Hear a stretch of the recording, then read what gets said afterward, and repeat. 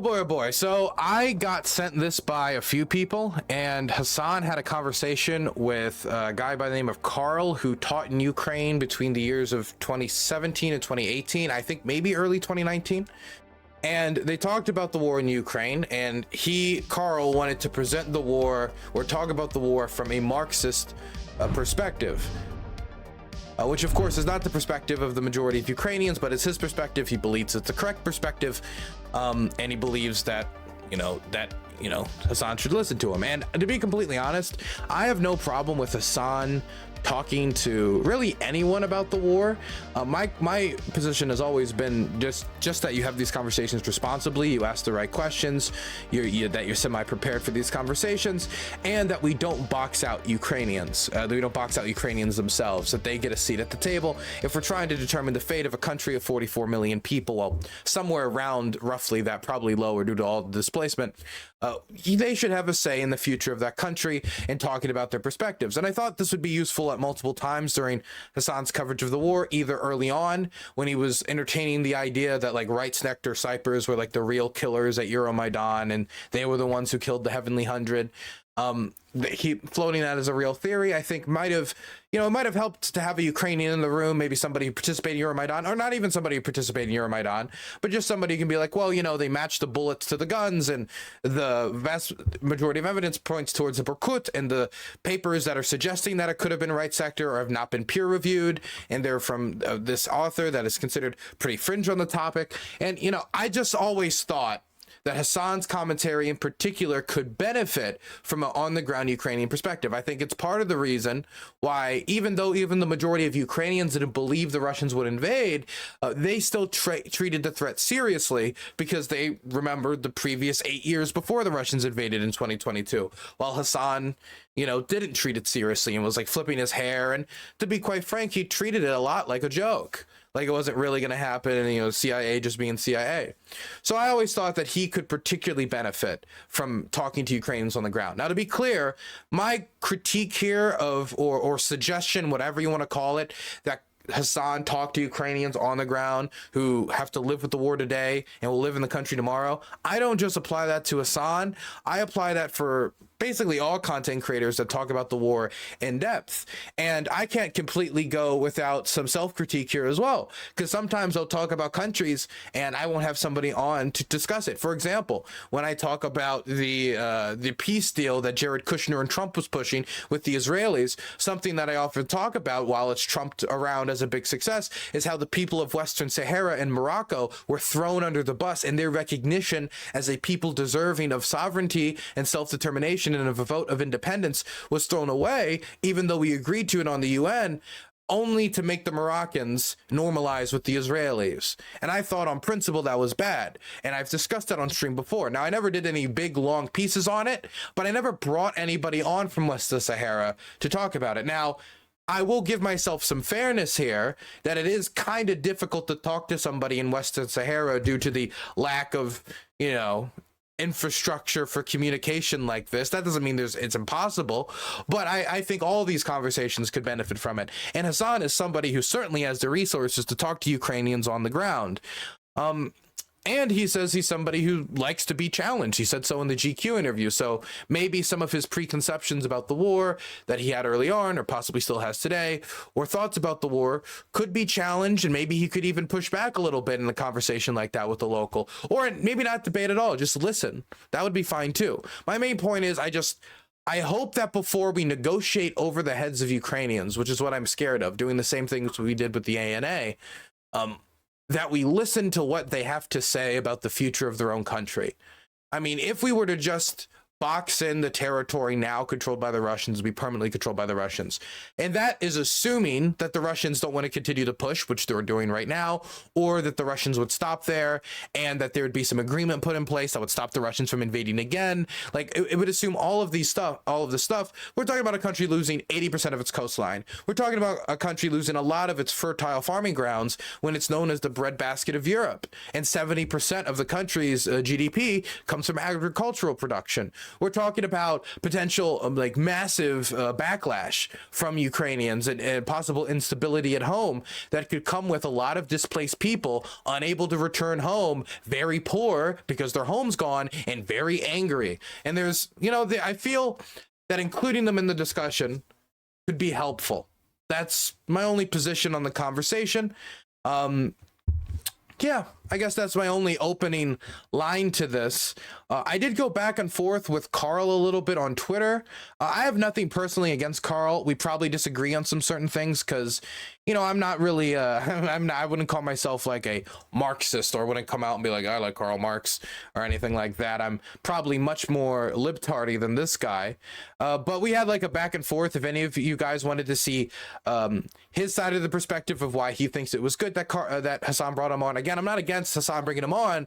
I'm just against Hasan bringing on somebody who shares generally the minority perspective that Ukrainians hold, and not giving a platform to people who could share the majority perspective, or the perspective of most Ukrainians, or the perspective of those on the very least who are directly being bombed right now. Anyway, if you guys wanted to see that interaction, I don't think I have the I don't want to say energy. I don't think I want to go through all of it because I don't want to be super nitpicky, because I don't want to be too much of a drama frog. But you can go read it yourself if you want to. Anyway, you guys ready to watch this back and forth that he had on with this guy? I think I am. It's pretty long. I don't know how much long we're going to watch it. I want to hold myself to the standard that if I critique something, or if I say something's wrong, that I watch as much of it as I can. But also, this is like over 2 hours, and I don't want to spend like 4 hours just talking about Hasan. So we will probably at some point move on before completing all of it. But I want to make sure that I get through a decent section of, you know, the middle, or the core, or the biggest part of this. You know, I want to make sure that I at least I'm able to respond to, or at least see, the general tenor of the conversation. Hey, Balzovich, thank you so much for the raid of 72. Not 72, of 27. I greatly appreciate it, buddy. Dylan is worried about ODing on Hasan. I just don't want to become a so-and-so react channel. I don't ever want to be in the orbit or anti-orbit of any content creator for too long, because I don't want to not put myself between a rock and a hard place. I don't want to profile myself. What's the word? Stick myself into this role and get stuck in it. Anyway, let's watch. Okay, Carl, can you give us? Well, you know, it happens. We're all tech boomers out here. So obviously, a lot has occurred in the time frame where I asked you to come on, especially for like Russian politics, I guess. Which we can touch on, as well as that's another thing that I should also throw out here, is that I believe that this person was brought on to discuss Russian politics, but then of course discussing Russian politics is not that far removed from the war. And so since he also lived for about a year between 2017 and 2018, I believe he gets into it so he can discuss it for himself, because he lived there and had some experience in the country before the big war. You know, it kind of finagles over into that area. So I wonder if, you know, if they plan to originally talk about Ukraine, or if it was originally just going to be about Navalny's death and Russian politics and the Russian opposition, but they certainly got into Ukraine. Talk about how Alexei Navalny's death is a result of Putin and his thugs, he said, taking a strong stance against Vladimir Putin. And I don't know if you like looked at all of the Hasan Ukraine takes that was swirling around as I asked you to like go through them a little bit. Maybe you didn't, maybe you did. I don't know. We can go through them as well. Yeah, I looked through it a bit and looked at some of the responses and that kind of thing. So I have a general idea, I think, of what's going on. Also, can I just throw out there, I want to be as charitable as possible, and so I'm going to do my best not to like respond to anything in chat that I see that I think is silly, or like get caught up on anything like that. Because while of course an audience is semi-reflection of the streamer, like Hasan has a gigantic community, and asking him to answer for all of these people in his chat, I think is a little unfair. Now, obviously, if like the chat started saying some like horrific stuff, and he just sat there and and did nothing at all as they went into like a horrific hate brigade or something, then it would be different. But I just wanted to throw that out there at the start. So I'm just going to be completely ignoring chat. It also allows me to just stay on the substance of the conversation. I hope that same charity is also extended backwards, because I tend to have a pretty diverse community ideologically, which I'm happy with. I like talking to people that disagree with me, and I like the idea of being able to share my thoughts with people who don't already agree with me. I don't understand what politics is about if it's just talking to people you agree with. So you are, do you mind giving a little bit of your background to those in the audience that might not be familiar with your work? Because I feel like while you are also a dirty little lefty, I feel like your opinion on Ukraine is shaped by your experience with Ukraine. You lived there, right? Yeah. Yeah. You lived there. Yeah, I lived there between 2017 and about 2018. And I was just teaching there. I went out there to teach English. I've also lived in Russia. I lived in Moscow for a little bit. And besides that, I have some academic background in Russia. I'm a member of the Association for Slavic, East European, and Eurasian Studies. This is, I would say, this is kind of like my geopolitical field, or as close as it comes. But yeah, I've been to both countries and been sort of all over Ukraine, traveled all over the place, and feel like I have a pretty good handle on what's going on there. Okay, perfect. On that note, I think that there was, I feel like in the Russian invasion of Ukraine, there were a lot of people who took L's, myself included, in terms of like reading the situation and thinking that I had this like famous tweet that everybody keeps always bringing up, where I said that Putin is a bad person and not a mad person, and that he would never be able to permanently annex a country with 44 million people that has a national project of like being not a part of Russia, which is albeit reductive terms, but I think that I still stand by the second part of that. But this was the reason why I was very callous in my analysis, alongside many of our friends, our mutuals, like the Chapo boys as well, saying that Russia will never invade Ukraine. You guys are fucking going crazy over that kind of thing. And but it wasn't just that he was callous. It was also dismissive, which I think particularly didn't communicate well.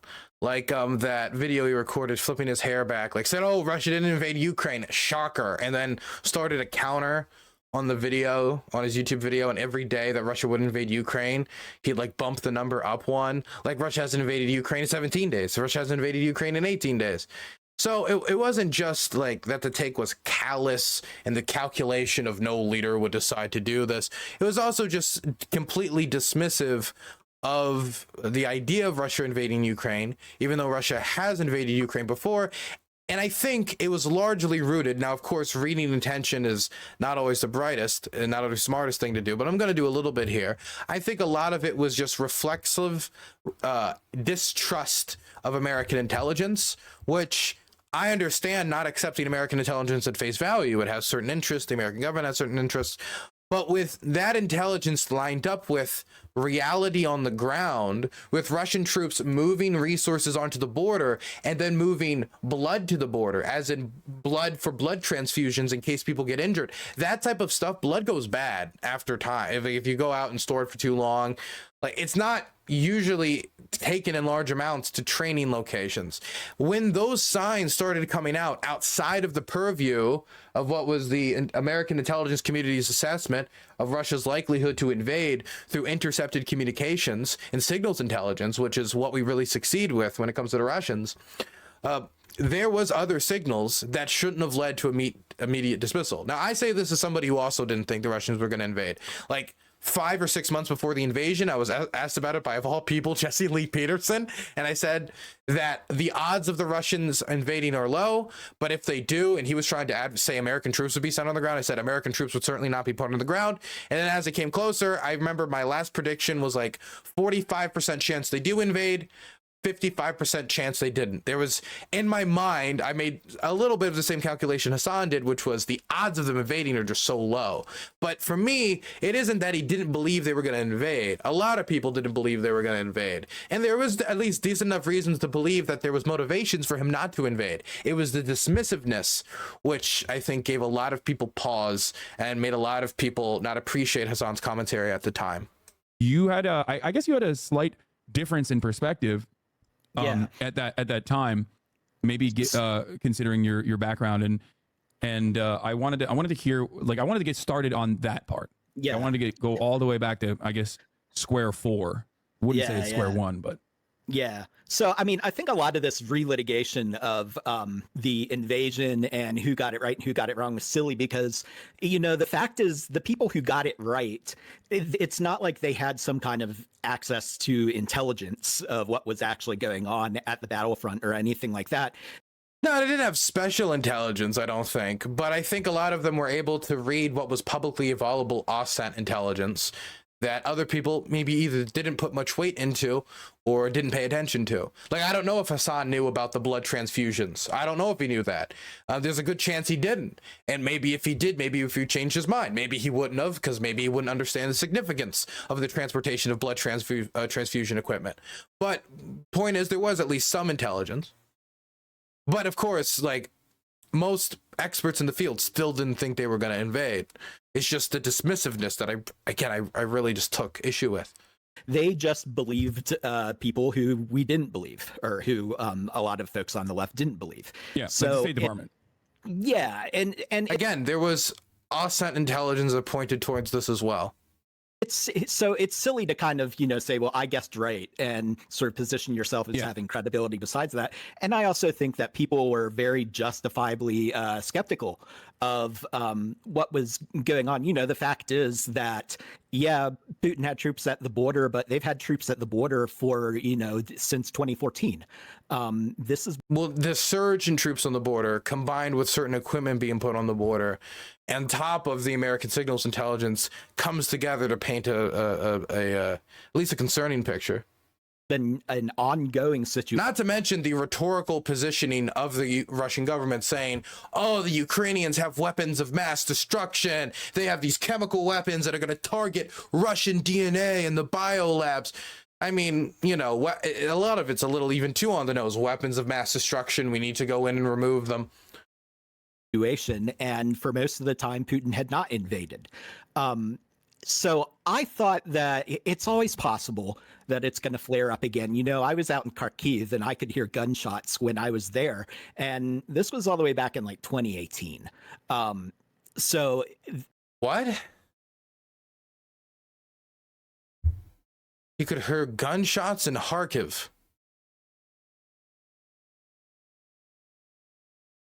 In 2018? I don't know. The fighting around Kharkiv was like around, I mean, that was like that was like right before the ATO, when there was this discussion, like right after Euromaidan, and there was a question about which side the mayor of Kharkiv was. It going to go with the Russians? Was it going to go with the Ukrainians? But 2018 here at bullets?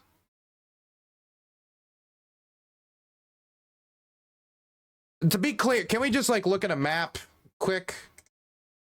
Let me look at just like a map of Europe. Like, if we're talking about Ukraine here, yeah, one second. Let me just make sure my address isn't okay. Thank God, I'm not gonna fucking dox myself. If you look here, like, the city of Kharkiv's here. The border is miles and miles away. The idea you would be able to hear like bullets, like this would be the closest place right here. From the city of Kharkiv is, I don't think that's possible. Maybe he meant like the Kharkiv Oblast. I could imagine somebody, maybe if he's like here, or he's in one of these villages, that he would be able to hear it. But he said Kharkiv, and when people say Kharkiv and not like Kharkiv Oblast or Kharkiv region, they usually mean the city. Maybe instead of bullets, he meant artillery, which would be more believable, because there were the main way that these ceasefires would be broken is through artillery fire.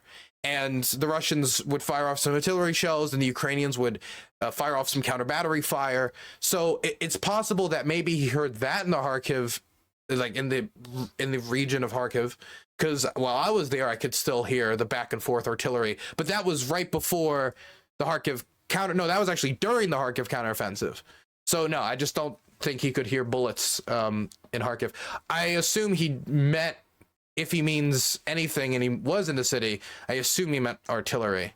I'm just gonna assume that's what he meant. it's not like this battle it has just now started. This war has been going on for a long time. Maybe it was training. I mean, it's possible. It could have been trained. That would be the only other explanation.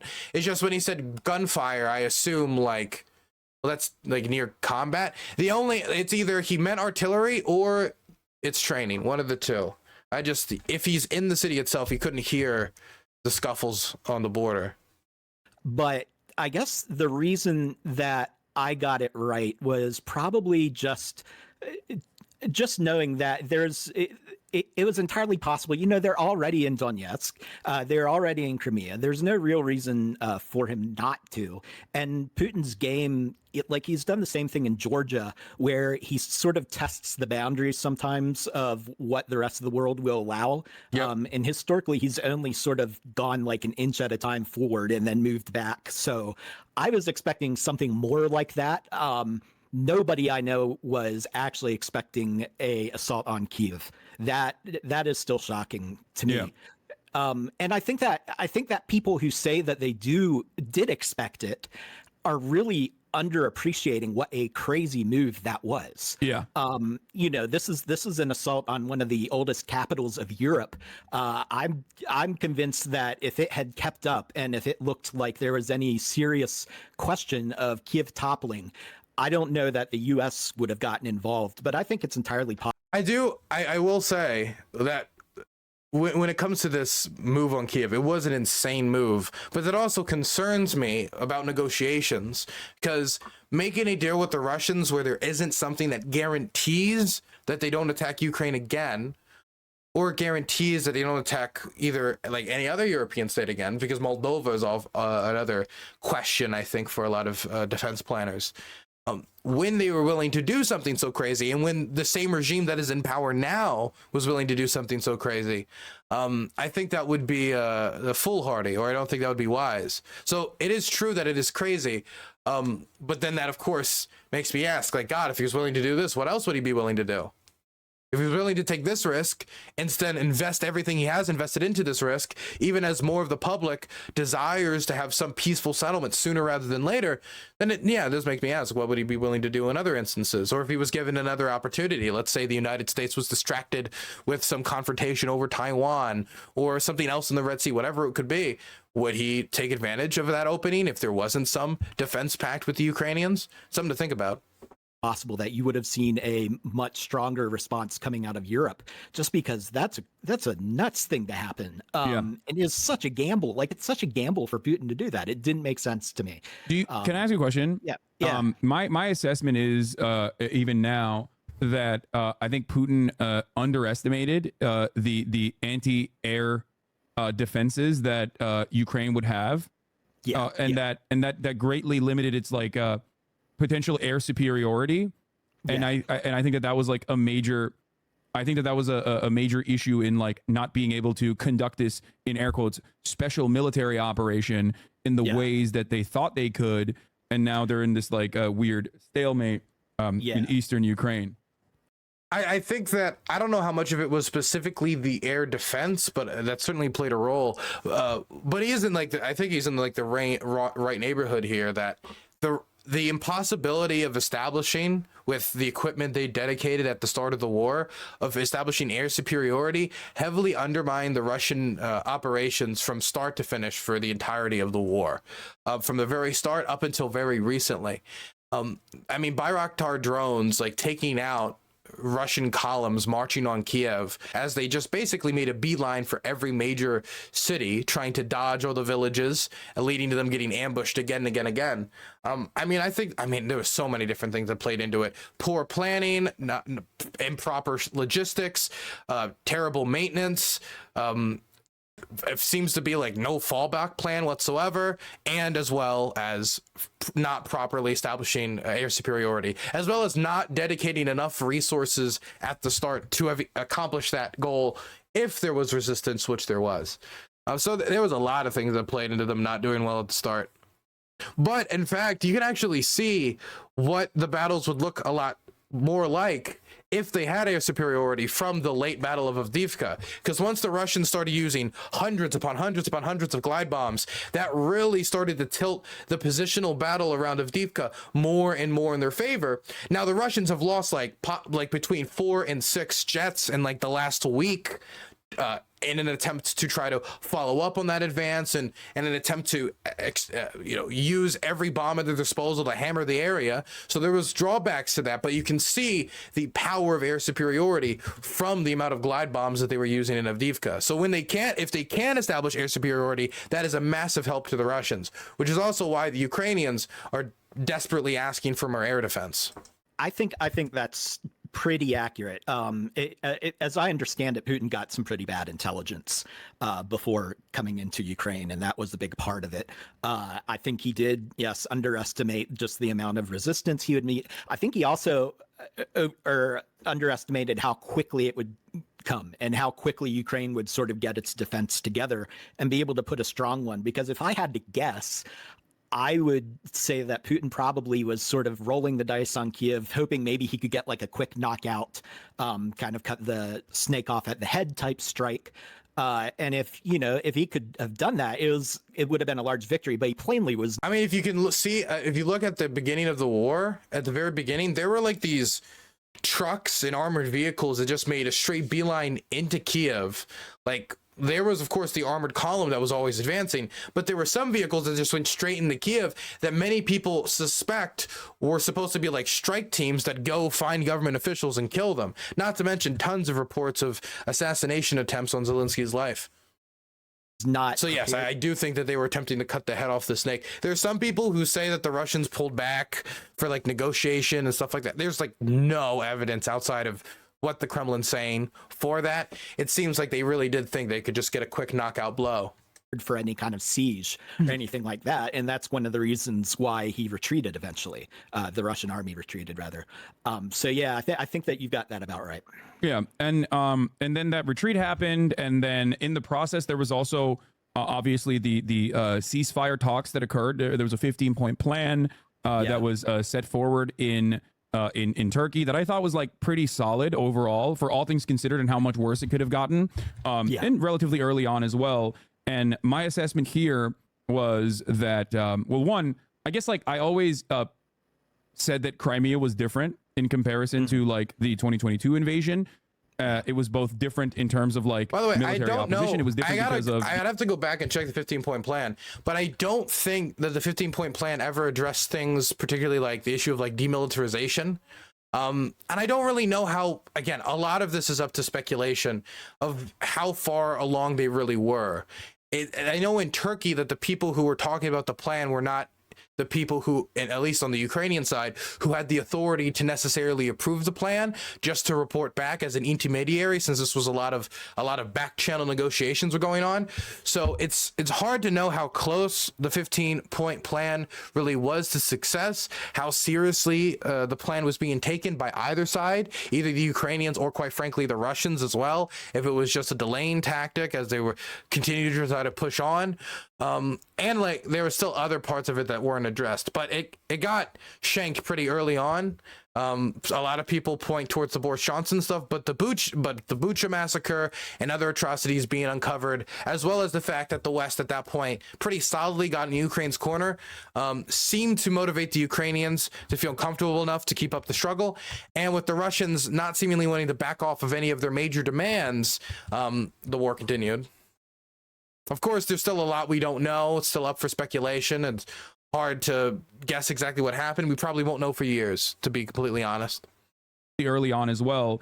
And my assessment here was that, well, one, I guess like I always said that Crimea was different in comparison to like the 2022 invasion. It was both different in terms of like military opposition. It was different because of the population size and their also, here's a question. When was the Battle of Kherson? Higher Russification. Can we check out the Battle of Kherson quick? Battle of Kherson. Kherson was taken on March 2nd. So would this have been kept by the Russians in said peace? I mean, sorry, there's just so much I'm thinking about that they hadn't discussed at this point, because this eventually was taken back by the Ukrainians way after this peace deal was more than sunk, like later 2022, before the Nova Copper Dam was exploded or anything like that. Man, there's just so much that, you know, it's just still up to speculation. Initiatives that already made it so that like Crimea was predominantly occupied by people who had, I guess, a connection to Russia. You had Sevastopol, and like the annexation and the way that it was conducted was very different than what is happening right now in eastern Ukraine, right? Yeah, I mean, it was still brutal. They still invaded, killed a bunch of dissidents. According to Igor Girkin, at least, held Crimean parliamentarians at gunpoint and made them abolish their parliament, made them remove themselves from Ukraine. The Russian soldiers moved in, lying about it the whole time. The Russian government removed their patches to make them the little green men. And we really don't know that if there was like a straight up referendum before Russia took over on be part of the Russian Federation, stay part of Ukraine, or maybe some neutral thirds, I don't know, like independent Crimea. I know the Tatar community would probably not be too angry about something like that. That wasn't something that we did, never happened. Instead, they took it over by force.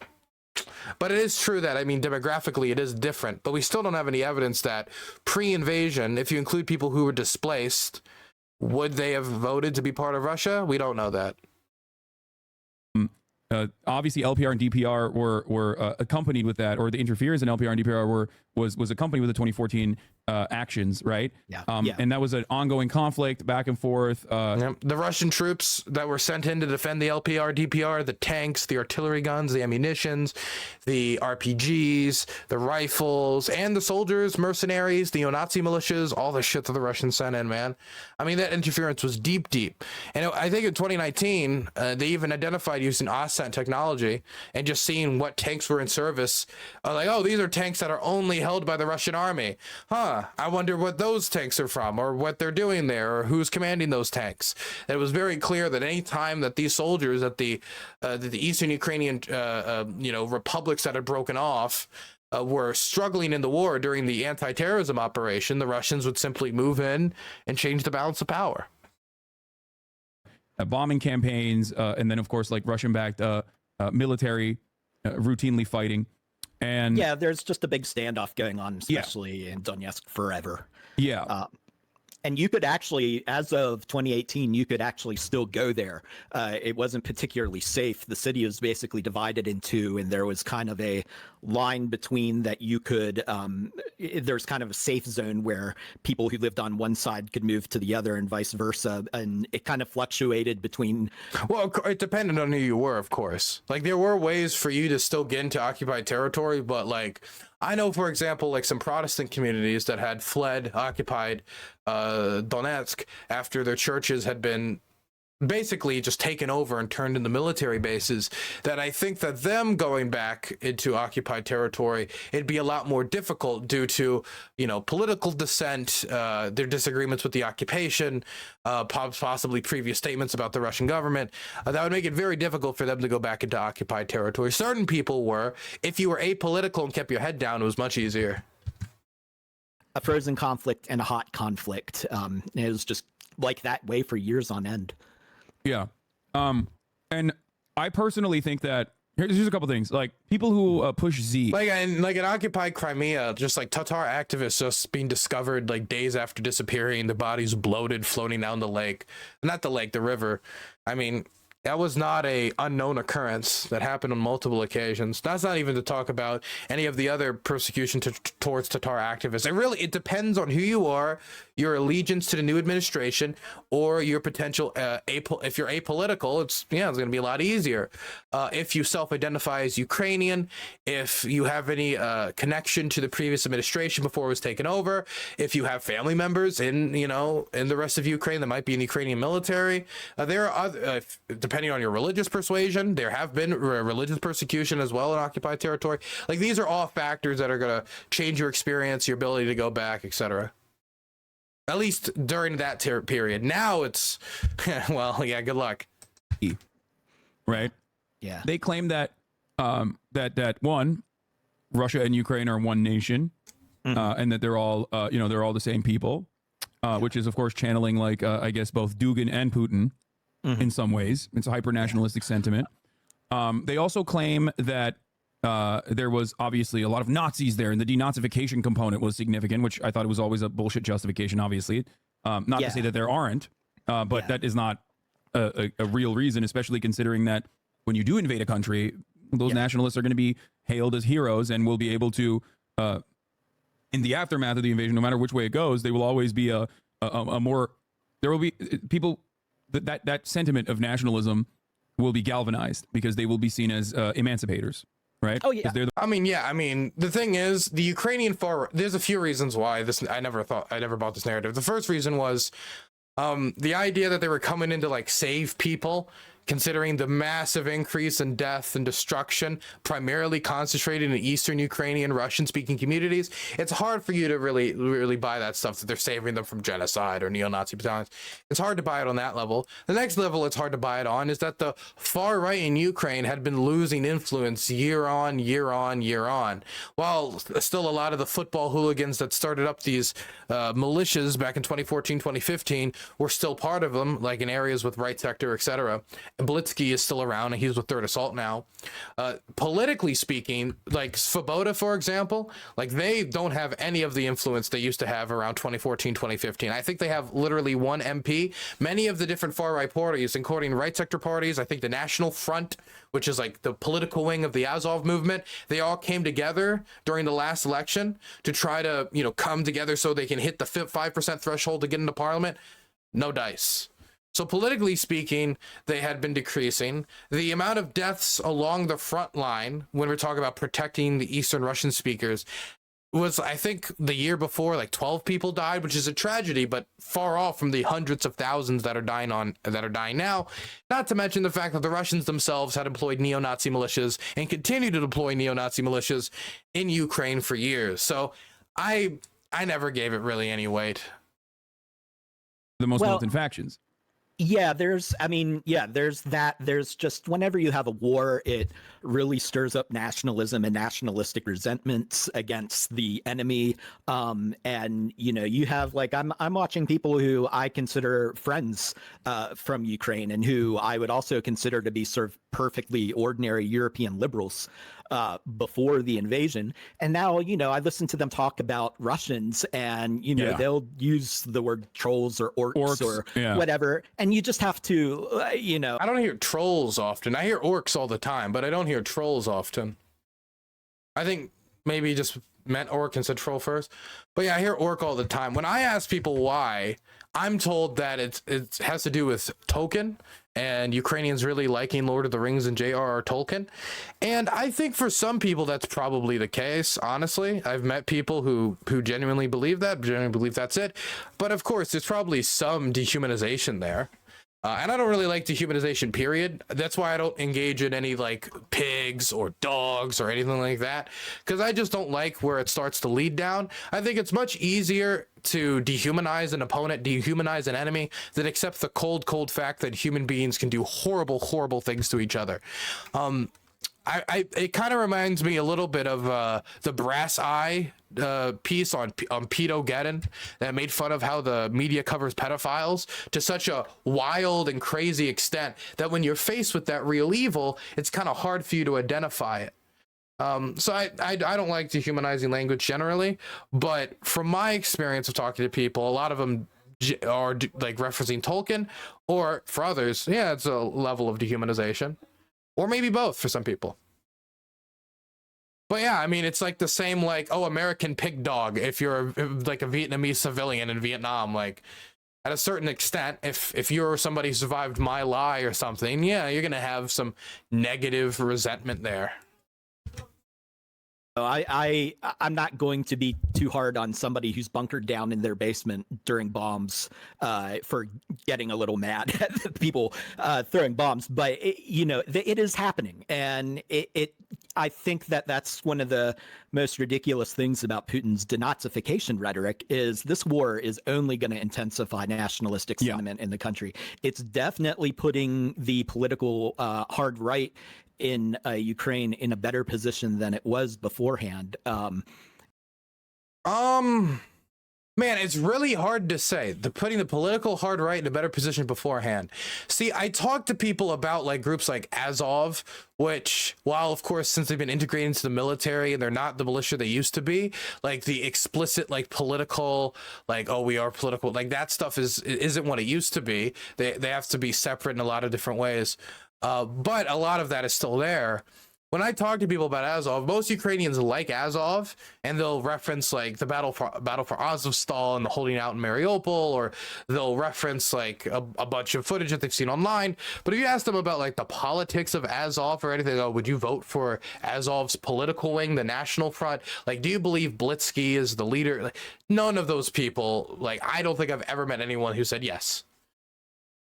In fact, it's really hard to kind of gauge who's benefiting how politically, not only because the war isn't over and we don't know how it's going to end up and who's going to benefit, but also because I don't even know if the polling data is being done on which parties are benefiting the most. I know Zelensky has a 62% trust rating, which is down from the start of the war, but I mean, it's kind of hard to top the crazy ass like 80-something% polling numbers that he had at the very start of the war. I know Zaluzhny is probably the most popular, or most, not popular, I guess the word would be trusted figure, since he's part of the Ukrainian armed forces and basically everybody in Ukraine respects and trusts the armed forces. He's at like 88%.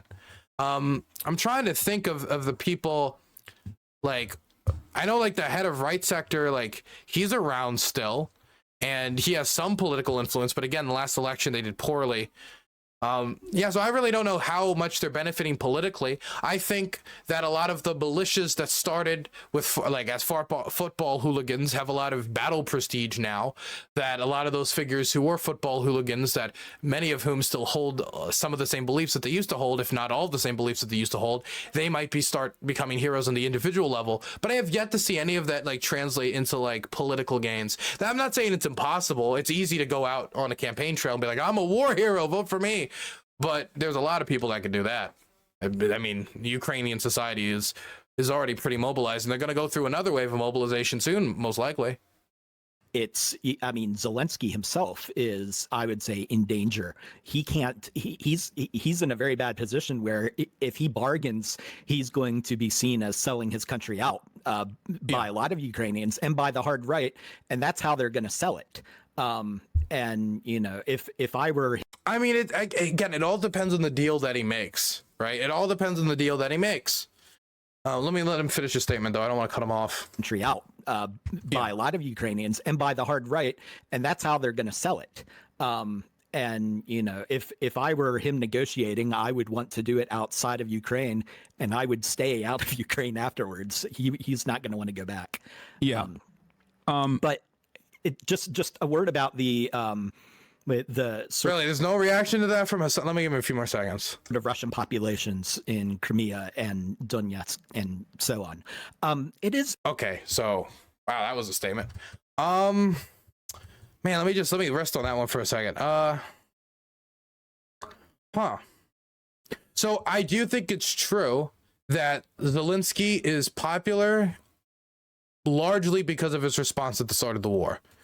And the fact that he's been, at least, I don't think anybody can disagree with this, a pretty good figurehead. If the president's supposed to do anything, it's to be a figurehead of a country, represent the country well. And Zelensky has done a very good job at selling the Ukrainian cause internationally and making a lot of people who were previously not even aware of Ukraine's existence very aware of Ukraine and very aware of their struggle. If you look at polling pre-war, Zelensky had like an approval rating of like 34%. This is connected to a whole bunch of things. Some people did, you know, if you're part of the trade union movement, you're probably not a huge fan of Zelensky due to his somewhat confrontational relationship with trade unions. Zelensky has a somewhat libertarian economics. And so if you're not a fan of that, you're not a huge fan of Zelensky.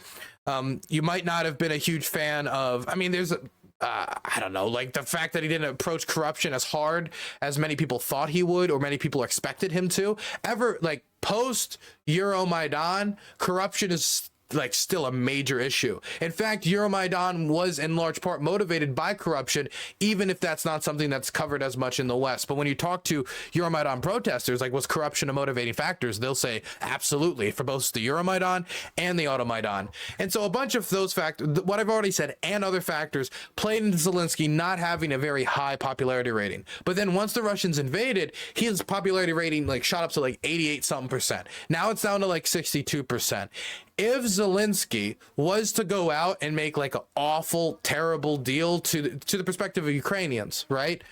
If he went out there tomorrow, let's say Zelensky came up and said, I had a conversation with Biden, I'm going to give the Russians everything that they currently hold, and we're just going to freeze the line there where we are, and we're going to declare Ukraine a neutral state. We're not going to demilitarize, but we're going to declare a neutral state. If that is what Zelensky did, there would probably be a lot of upset people. That is definitely true. Not only would they be upset because they had just signed away all these lands, but if there's no long-term security arrangement to stop the Russians from invading again, then the general premise, what Zelensky has been repeating and again and again and again, is that the Russians freeze the conflict and reignite the conflict. Freeze the conflict and reignite the conflict. Freeze the conflict and reignite the conflict, which Carl here has at least acknowledged to some degree. There's nothing in place to stop that from happening again. And so Ukrainians would view it from their perspective as if the person that they liked, mostly because he stood up to the Russians, has stopped standing up to the Russians, gave them all the occupied territory, and hasn't done anything to really stop them from invading again. And if the West doesn't properly integrate Ukraine into its defense infrastructure, or doesn't continue to send them weapons, then the Russians will continue to rebuild at almost certainly a faster pace than the Ukrainians as the West turns its attentions to other matters, be it the Israel-Gaza war, the conflict in the Red Sea with the Houthis, Taiwan and China, and then Russia could just bide its time. So if that was the deal that was negotiated at this point, Zelensky would be, for all intents and purposes, at the very least, I don't know if he'd be assassinated. I do think that it's not impossible, would probably be in a lot of trouble. Which is probably also why he's not going to negotiate such a deal. But I think that there has to be something said about the fact that, you know, we're talking about the leader of a country negotiating a deal that would be so unpopular that the dude would be like strung up from a lamppost. That's what we're talking about now, or at least that's what Carl's suggesting. I'm not as confident that he would not be able to go back to Ukraine. I do think it's at the very least a possibility. If he was to negotiate that type of a deal, the deal that I just laid out. But doesn't that say something about the people who are going to have to live with the deal? Doesn't that say something about the people on the ground? Because a lot of them are going to be displaced people. Those are the people that are probably going to be angriest. Those who used to live in Mariupol and are now either living in refugee centers or living with family members, either across Europe or in other parts of Ukraine. Some of them might be from, you know, maybe they're from Severodonetsk, maybe they're from Avdiivka, maybe they're from Popasna, which no longer exists, by the way, literally leveled to the ground to the point that the Russians said they're not even going to bother rebuilding it.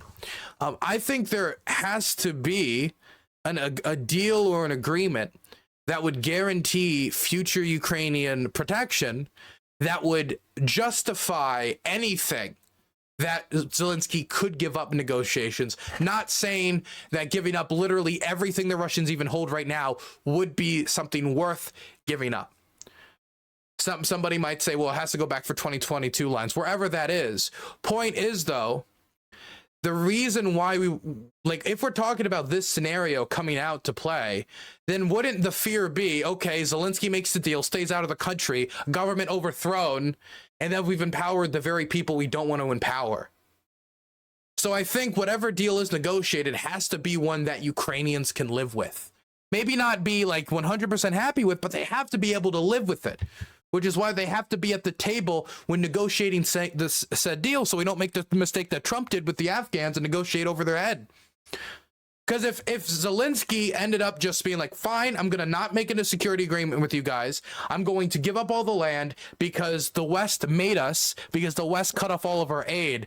I mean, Zelensky would be horribly unpopular then. Because it'd be like Zelensky, who was popular because he stood up to the foreign invading army, just submitted to a different foreign entity and gave away all of our land with no further security arrangement. Yeah, I think it would be received not well. There's like no reaction from Hasan here on that statement. No dissection of it or anything. It is true that Ukraine, Kiev was historically the capital of Russia. And people are saying ultranationalist Nazi coup is incoming. And I said I wouldn't look at the chat, but I looked at it for a moment. This is what I'm worried about. I don't even necessarily know if it would be like some neo-Nazi coup. I think there's a good chance that it wouldn't be, since there's a massive part of the armed forces that do not believe in said things, and we have no reason to believe that that ideology has spread to the degree where it dominates. I will say that if we do abandon Ukraine, it will give those people ammunition to say, see, the Russians hate us, the Russians butcher us, the Russians slaughter us, but the globo-homo liberalism isn't the answer either. We need something different, something Ukrainian, something proud. You could end up giving them the ammunition to make them popular. I could see something like that happening, which is concerning to me. There is this ultra-nationalism in Putin sort of claiming them all for his, but it's nationalistic both ways. None of these, I guess I sort of take the old left socialist position that the nation state is always kind of this artificial reactionary institution and we need to get rid of it. And I look yeah, well, that's not a practical thing to apply here, is it? We're not making anarcho land or like communism topia in Ukraine. That's not really an option. And the different nation states treat its people, have different ideologies, have different paths that they're going. We can say, oh, they're artificial creations or they're reactionary creations, but the difference between living in occupied Ukrainian territory in Russia or living in, Ukrainian territory that isn't occupied, there is a substantial difference.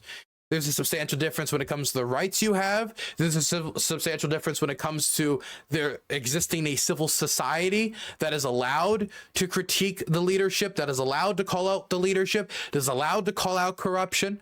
I think there's a difference when it comes to, just the pathways that they're going to be going economically and how Ukraine will be integrated into the world economy compared to being in the European Union and compared to being part of the Russian economic zone.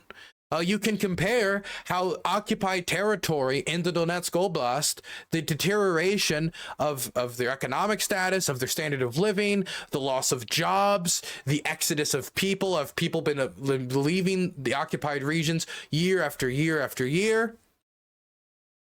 I think that there is a difference here when it comes to how one nation state treats its people who self-identify as Ukrainian versus how the Russians will treat said occupied territory. I mean, if we just see how the Russians treat said occupied territory, they, since the start of this war, have been recruiting and using them as cannon fodder on the front line since the very start of the war.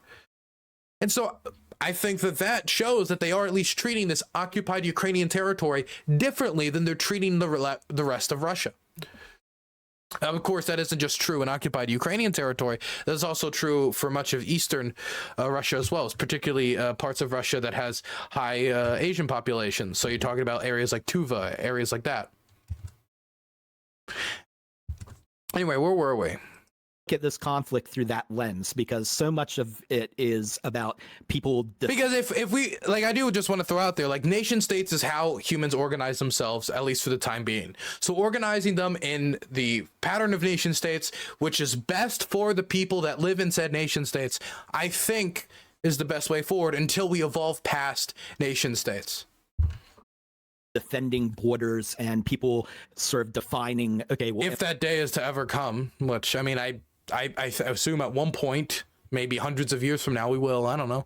Am I ethnically Russian, whatever that means, or ethnically Ukrainian? Even the language controversies are a little silly because Ukrainian is already very, very close to Russian, and depending on where you live, it's even closer. So we're talking about slight changes in vocabulary and spelling here, not even a massive change in the language. I mean, I would say Ukrainian's closest relative is Belarusian, and then I think it's Bulgarian, and then I think it's Russian. And I think that they share, man, I'd have to Google it quick. 1 second.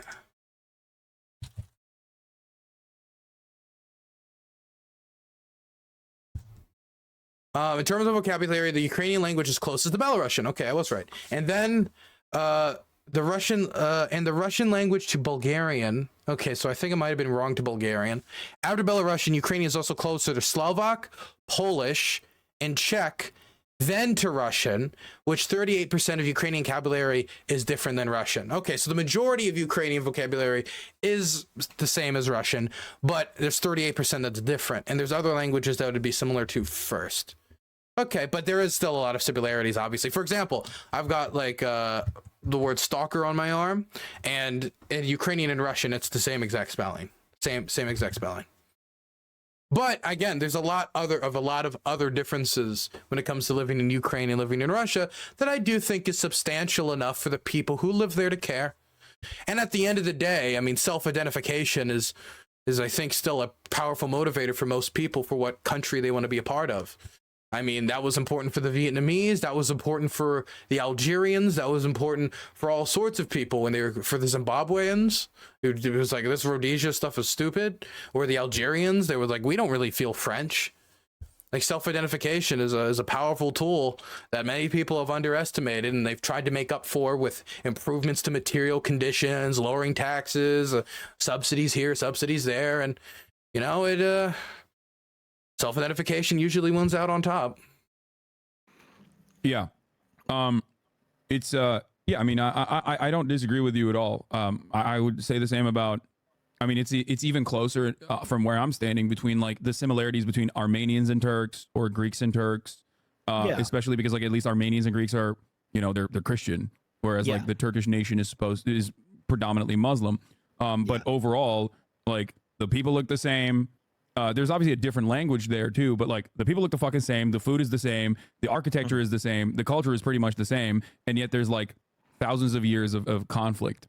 And in the situation with Ukraine and Russia, there's the similarities are way more prominent than the differences. And yet, obviously, no matter what happens, of course, there's going to be nationalistic sentiment because the people have decided that, you know, this is their country. And I think that they have a right to, you know, obviously want to defend their homes from being fucking bombed. Yeah, absolutely. Absolutely. So, the reason why I brought up the pushing Z conspiracists is specifically because of like how off base I think they are with respect to like how the invasion has gone thus far and what the outcomes have been for Russia, right? Oh yeah, Because like I think it's just copium to look at the situation and be like, no, this has been a phenomenal achievement. Like Ukraine will never join NATO now. I mean, if you look at from the Russian perspective for what he said he was getting involved in the war for. Now, of course, everything he says he's getting involved in the war for, much of it's probably nonsense, like denazification. Almost certainly nonsense. You don't send in neo-Nazi militias to reel in Nazis. That doesn't make any sense to me. It doesn't make any sense to anybody who hears about it. But things like stopping NATO expansion, obviously that's failed. NATO has now doubled the size of its border with Russia, which is the whole reason, oh, we need to go into Ukraine to stop, you know, we don't want another NATO state on our border. Oh, well, now one is. And Sweden's right around the corner with the Hungarians saying, we're going to talk about this later in stream, that they're probably going to approve Swedish NATO membership after they said they would not be the last ones to approve it. They are, though. They lied.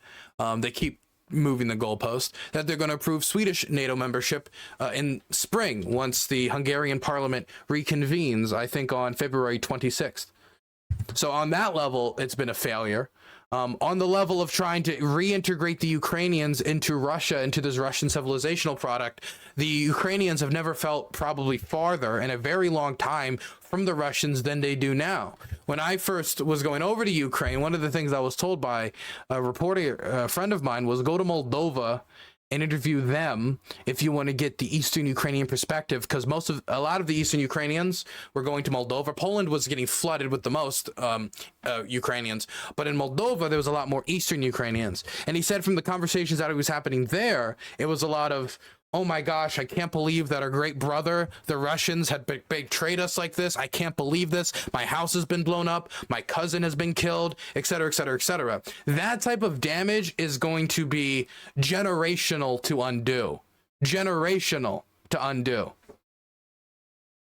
So, I mean, there's so many things that have backfired here, not to mention the like crippling of their armed forces. Cause yeah, they have more factories up and running, but the rate at which they're burning through all of their modern equipment and modern tanks, BMPs, IFVs, jets. I mean, they've lost what, 4 to 6 jets in the last week. And these pieces of equipment are worth millions upon millions of dollars. The loss of Russian command aircraft, the loss of Russian submarines, the loss of the flagship of the Russian Navy.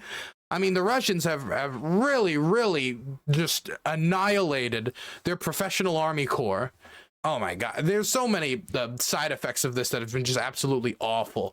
The freezing of social subsidy increases, the freezing of pension increases, the suffering of infrastructure, the attacks on the Russian oil and natural gas industry, the loss of one of its primary consumers of oil and natural gas in Europe. And he's not able to make it up with India and China, even if they wanted to, because they don't even have the infrastructure in place. There's so many side effects to the Russians of this war, and many of the side effects and the economic side effects that come from sanctions probably aren't even completely rearing its ugly head yet, because there's still GDP increases in Russia because they've dumped more and more and more and more and more and more into the defense sector. And eventually, when the war's over, whether or not they just, maybe they'll try to keep the defense sector running and keep it rolling, maybe Moldova, I don't know, to try to keep the economy afloat, but odds are, when they eventually click it off, that's going to be a real big economic hit to Russia. And that's why I say, on top of a bunch of other economic factors that continue to compound, that we still haven't seen the full and negative effects of Western sanctions and of the war on the Russian economy, which are only going to get worse. I'm not even just talking about all the labor that has run away to flee the draft, all the labor that has run away because their Western jobs have packed up and left the country near the start. I mean, there is a, man, I don't want to dilly-dally on this too much. I've been talking about this already for a bit, so I'm going to keep it moving. But the point is, the Russians really have kind of, fallen on their own sword in Ukraine in many ways. I am a firm believer that the Western forces sold Ukraine down the line because they never genuinely were going to ever, I don't believe that they were ever going to let Ukraine into NATO.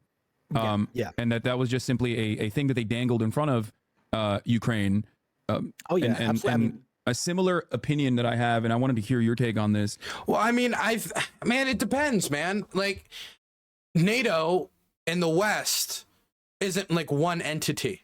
And this is something that I also have it's the same problem I kind of have with realists when they talk about nation states and they don't get into the nuance of the internal mechanisms of it, and it leads to the failings in their analysis. And I think it's part of the reason why Mearsheimer kind of like really messed up his analysis of the Russian invasion, how it would go, etc.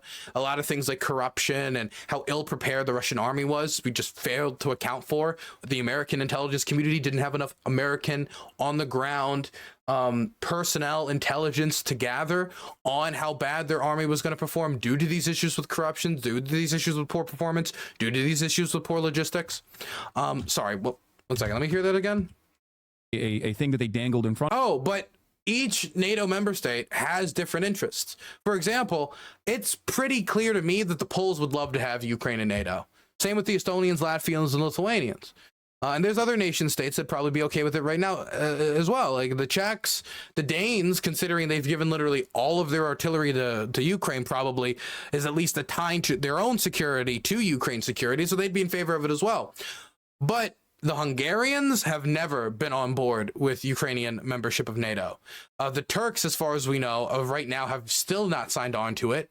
And back during this time period, like 2008, when it was really getting, like, there was some discussion of Ukrainian membership of NATO and that big statement happened at the big meeting, there were still nation states like Germany and France who were against NATO membership. So even if the United States might have been in favor and the United States was kind of not really that in favor, and they were always concerned about Russian backlash, or some other NATO member states might have been in favor, you got to get every single NATO member state to agree. Right now, all of them agree that Sweden should join. They still haven't joined because the Hungarians are delaying it for more leverage.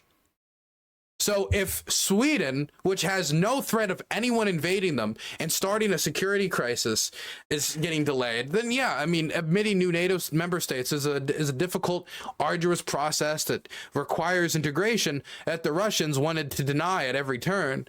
and that many people were scared of doing due to the fear of, you know, possibly angering the Russians. And they wanted to stop, you know, a Russian invasion. And so they did this kind of middle way of support where we'll offer them some support to dissuade from an invasion, but not a lot.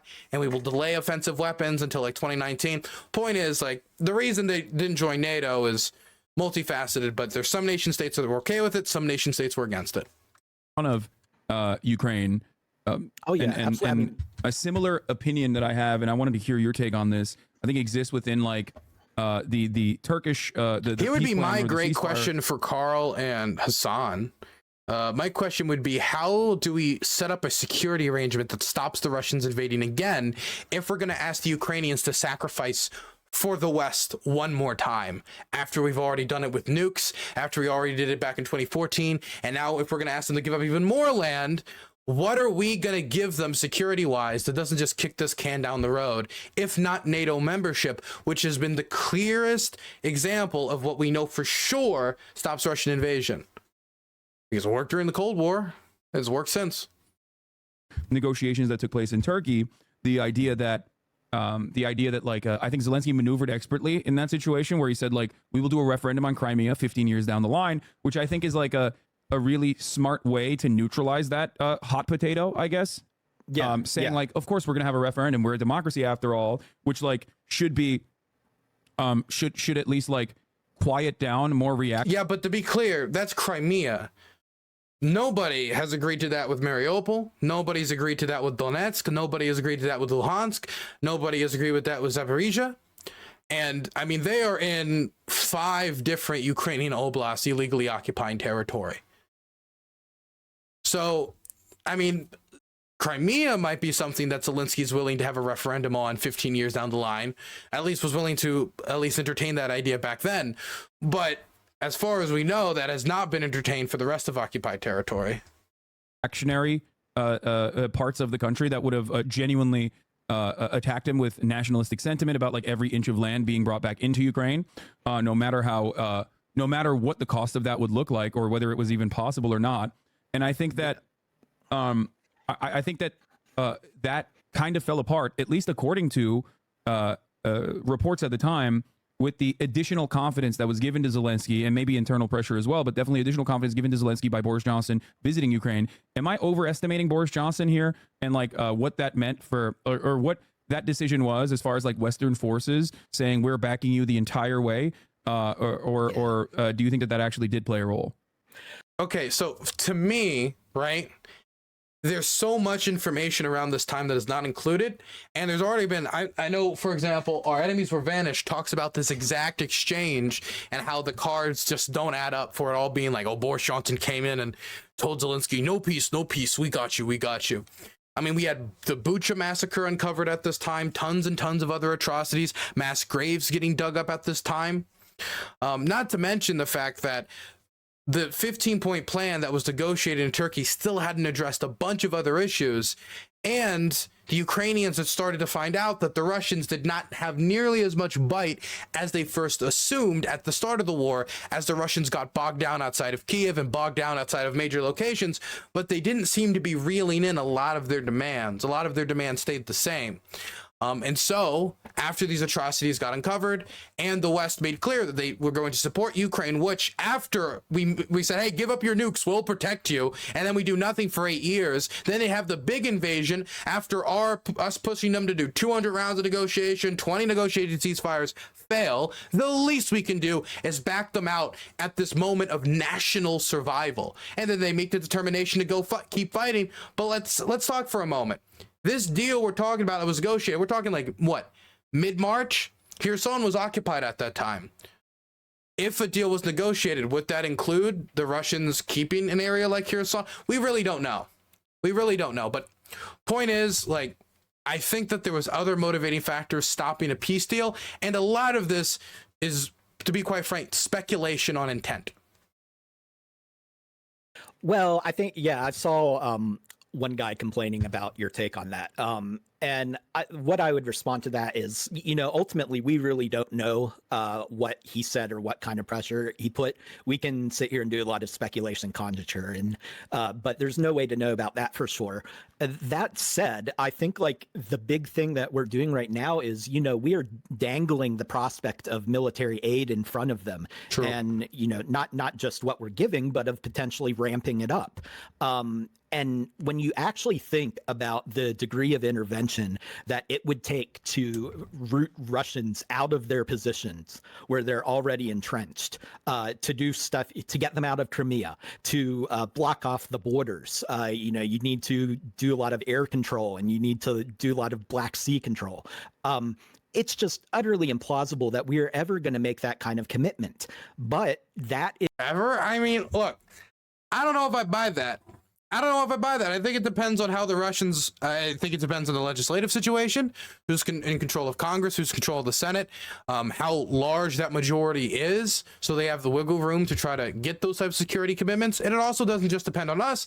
It also depends on the Europeans. It also depends on the South Koreans. It also depends on the Japanese, and it also depends on Ukrainian industry being able to industrialize faster, and whether or not Zelensky can maneuver the extremely politically difficult issue of mobilization, with the military requesting 509,000 people to be mobilized. But when you talk about Black Sea control, that's having a lot more, I mean, out of all the issues Ukraine has had, that has been the area where they've had the most success over the last year. Sinking like 20 to 25% of the Black Sea fleet, and I think of, what was it, a 4-week period? I mean, there was a sinking of the Moskva, they just sunk another transport ship, and they've been doing it with basically no Navy, but suicide sea baby drones. Air control is going to be an element that's going to be much more difficult for the Ukrainians, but the idea that the Russians would simply be able to supply Crimea by air, I think is a little ridiculous. So it's a question of, when we're talking about Crimea, continuation of the Sea Baby drone project and continued successful attacks on the Russian Black Sea Fleet, and some use of a weapon like a Taurus missile, which Ukraine has still yet to be provided with. And this is where I would kind of align a little bit with his critique, that can take out the Kerch Bridge. I know the United States, we're going to be talking about this later in today's stream, is now entertaining that when aid is approved, the 60 billion, 20 billion, just refilling their own stockpiles, a lot of it not actually being sent to Ukraine. But when that deal is signed, 300-mile ATACMS, the longer form ATACMS, not the shorter 165-mile ATACMS that we had sent before, will be sent. The quantity is going to be a crucial factor, but they will be sent. So, look, obviously, I'm not saying that Crimea is going to be taken tomorrow, and I'm certainly not saying that I know the Ukrainians are going to take back Crimea. What I am saying is that the Ukrainians have the potentiality to perform in these areas much more than people give them credit for. And even if they don't take back Crimea, the threat of them attempting to take back Crimea, no matter its level of success, should be on the table in order to get them a better deal, even if they don't end up getting back Crimea, depending on how the chips fall. Hopefully they do, but reality is reality, and you have to deal with reality on reality's terms. Is more, but I do think that we should send more aid to Ukraine, and certainly stop dangling it in front of them. Even if we don't give them enough aid to completely remove the Russians from the country, maybe we can give them enough aid to either move the Russians back somewhat, go back to 2022 lines, or negotiate 2022 lines, because the Russians have whittled themselves down too much.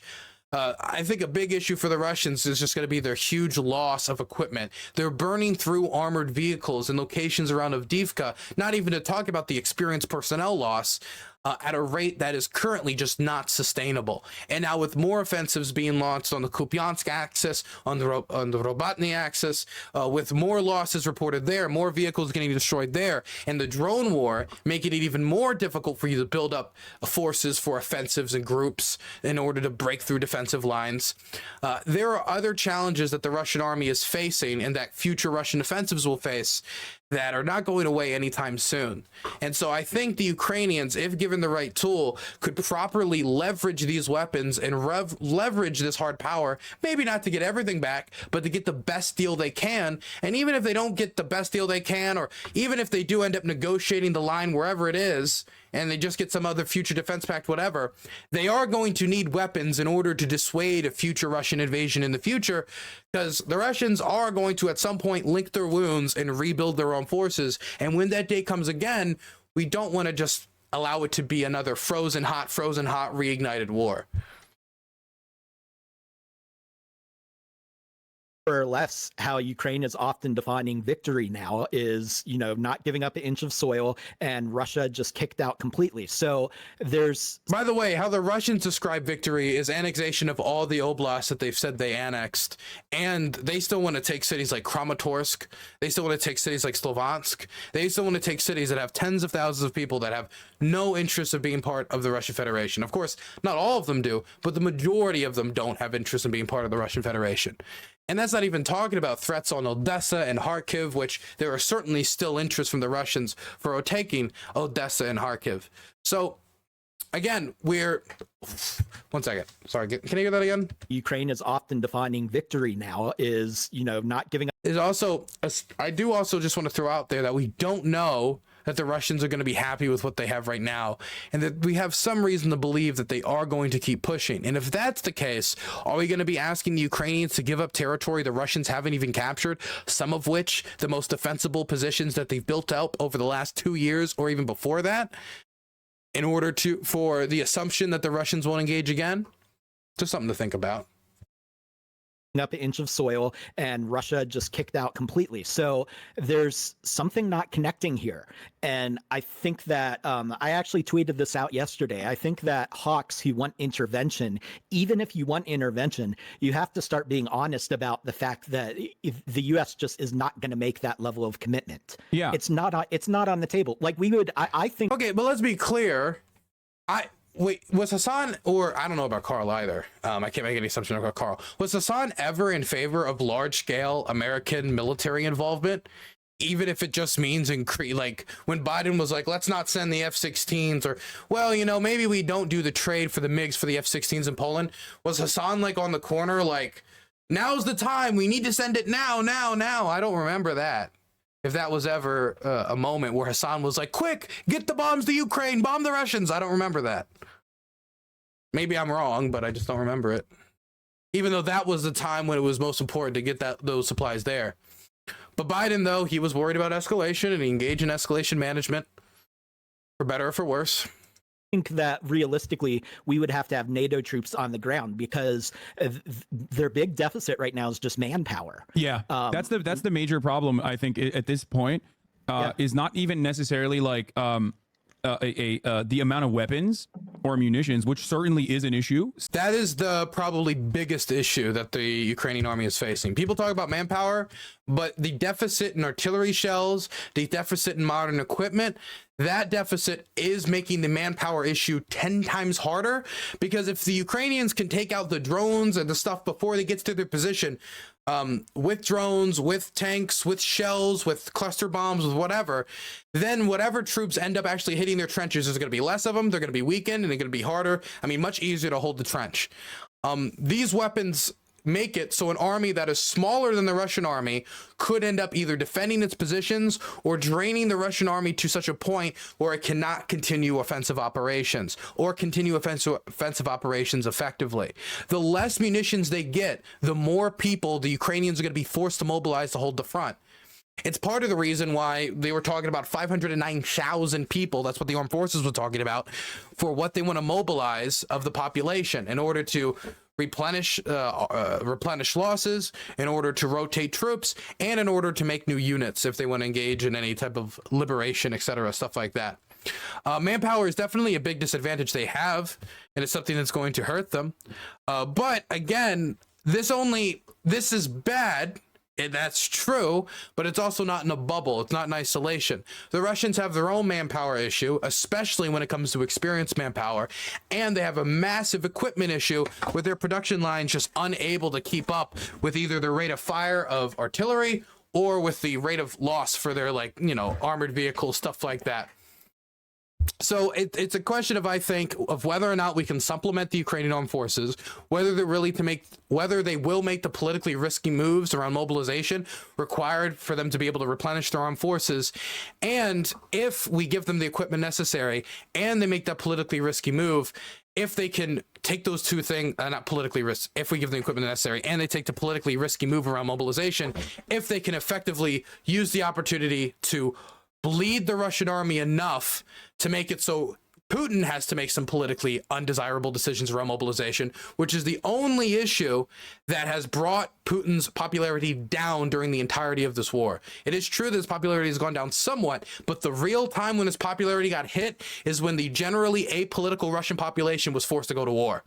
And so if they do another wave of mobilization, not quiet mobilization, backroom mobilization, that could be a big political issue for Putin. And there's nothing around the corner that's immediately going to solve the issue with tanks or BMPs, IFV production. And we're seeing T-55s, Stalin era tanks that were designed and started to go in production during the Stalin era, being deployed near the front, not near the back, not with the rear troops, but near the front. Again, I'm not saying that Ukrainian victory is guaranteed, but I am saying that we can give the Ukrainians much more leverage to do much better negotiations and much better on the battlefield, which will end, in my opinion, right, with them having, at the very least, a better negotiating position. Still, obviously. And when you're talking about people's villages and towns and cities and the displacement of millions of people, that negotiating leverage and the ability for the Russians to know that if they don't like the deal, they have to go back to war and lose tons and tons more equipment, dedicate more to the war effort, dedicate more resources. If they know that the Ukrainians have the ammunition to keep fighting, that's going to be a bigger motivator for them to have to accept a deal with the Ukrainians. Because if we were to make the Ukrainians negotiate right now, and the Russians are pushing on Kupiansk, Robotne, and they just took Avdiivka, and the Ukrainians are facing massive shortages of ammunition, what do the Russians just say? You know what? We don't like your deal. You have to give us Odessa, Kharkiv, and you need to give us the rest of Donetsk, or we're just going to keep pushing because you're out of ammo anyway. We need to make this 2 years of slaughter worth it for Putin, both politically and for it, like resource-wise, territory-wise, etc. Like, no matter what, the more leverage we give the Ukrainians, the better it's going to be for them. And that requires more weapon shipments. But the major issue is that... And whatever left over at the end of the day will serve as a disincentive to invade again. There's just not enough people to hold back. And so they're trying to solve this problem with conscription, which has actually been going on for, almost really since the beginning of the war. Though it wasn't reported much, but like at the very beginning, when Ukrainian men were trying to get out of the country, you would often get caught at the trains at the border and turned back. And I knew men who were just like hiding in Kiev. I know men still hiding in Kiev. But the weird dilemma for me is I know men who are hiding from conscription, but also believe that they should still keep fighting the Russians, but they just don't want to fight. I know men that are much more reserved of like, okay, I'd be willing to give up Donetsk, or maybe I'd be willing to give up Luhansk, and like if it means peace and the end of the slaughter, some Crimea. But I've never met anybody who's like, yeah, just give them all of the occupied territories.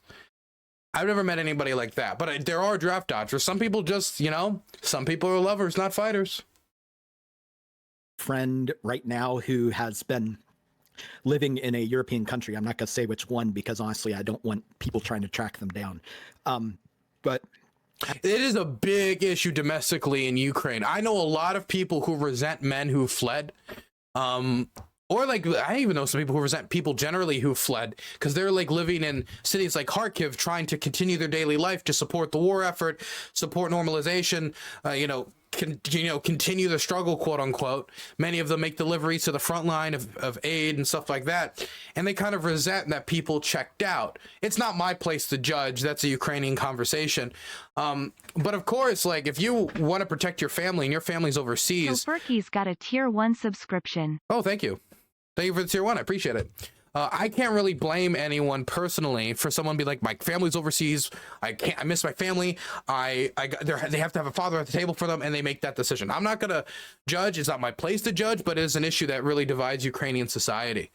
And there's also a big issue about class divides and the people who get to leave or get out of conscription of paying bribes in order to get out of it. And so what that ultimately means is that the well-off and the wealthy are much more able to maneuver themselves out of getting conscripted than the more working class Ukrainians, which make up the majority of the population, which then shows how corruption even affects the war to some degree.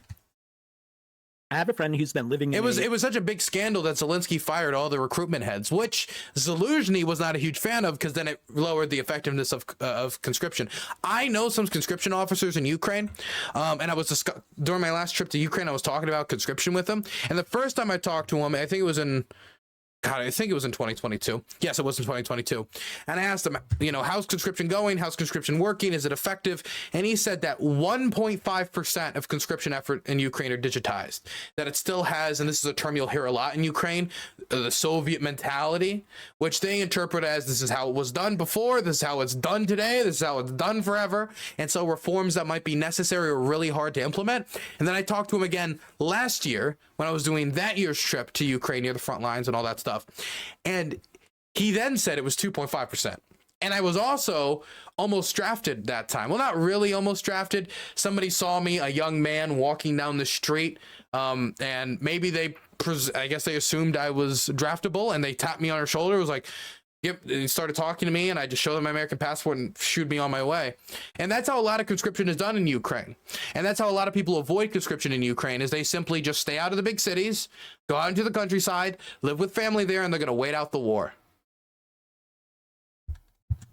European country for a while. She has a kid. Her kid has only seen her father for the first month of his life. Did you hear any complaints about them drafting older men? So in Ukraine, the way conscription works is kind of weird, where if you're young, there's more exceptions than if you're old for you to join the armed forces. The exceptions for the Ukrainian society exist mostly between the ages of 18 and 27. And the exemptions there's a bunch of different layers to it. Number one, students, they get out of war. And another one is like if you have kids, you're much more likely to get an exemption. And there's a bunch of exemptions, particularly targeting young people. And then as you get over the age of 27 and you're less likely to have kids and you're more likely to be out of school, that's when those exemptions dry up. And that leads to the Ukrainian armed forces having a generally higher age on average for its armed forces than many other armed forces in the world. I think the age is like 41. The Russians are not much better. They're having many of the same issues. And the reason why it's designed this way is because Ukraine and Russia and most post-Soviet states had a demographic crisis after the collapse of the Soviet Union, and Ukraine has generally a lot less young people than they do old people, and so it's an attempt to try to save the demographic future of the country. And a lot of the negotiation around how is this new wave of mobilization in Ukraine going to work is around lowering that conscription exemption from 27 to 25. And so it seems in Ukraine, even though people talk about raising the, conscription rate, maybe they'll do it to 65, 67, 68, it's most likely going to be Ukraine dragging down the age. But of course, with that demographic issue, the Ukrainian government is quite hesitant, and it could come with some political backlash. Now, the majority of Ukrainians want to keep up the fight, and the majority of Ukrainians, when polled, they'll answer pretty raw patriotically. Like, I think the Kiev Institute of Sociology talk about this poll all the time because it's baffling to me, and I doubt if it really came to pass. I don't know how. I just don't know how many people would really stick to it. But 66% of Ukrainians said that if Western aid dries up, that they should continue the fight. That's like an insane statistic when you think about the odds they would be facing. That's an insane statistic. But if that is what Ukrainians believe, then I don't think that another wave of mobilization and conscription in Ukraine is politically impossible. But it's a question of like, when you talk to Americans about healthcare, do you want Medicare for everybody? Do you want healthcare for everybody? Yes. You want to pay taxes for it? No. It could be a situation like that, And it's like when Americans go to Europe and they're like, why are the taxes so high? But man, I love their healthcare. But why are the taxes so high? Approaching 2 years now. The husband is hiding in Ukraine, can't get out, but doesn't want to fight. This woman's brother is also hiding in Ukraine, doesn't want to fight. And it's not like they side with the Russians or anything like that. They just don't want to die. There's a lot of that. Again, most of the people who are dodging conscription, some of them, again, I've talked to, and they're like horribly patriotic, but very patriotic. They're just not soldiers. Which is completely understandable, but this is a problem that I know people also who went out to fight and they just find themselves unable to do it. It's just their body breaks down because, human bodies were not made to face the type of destruction and death that is in this war.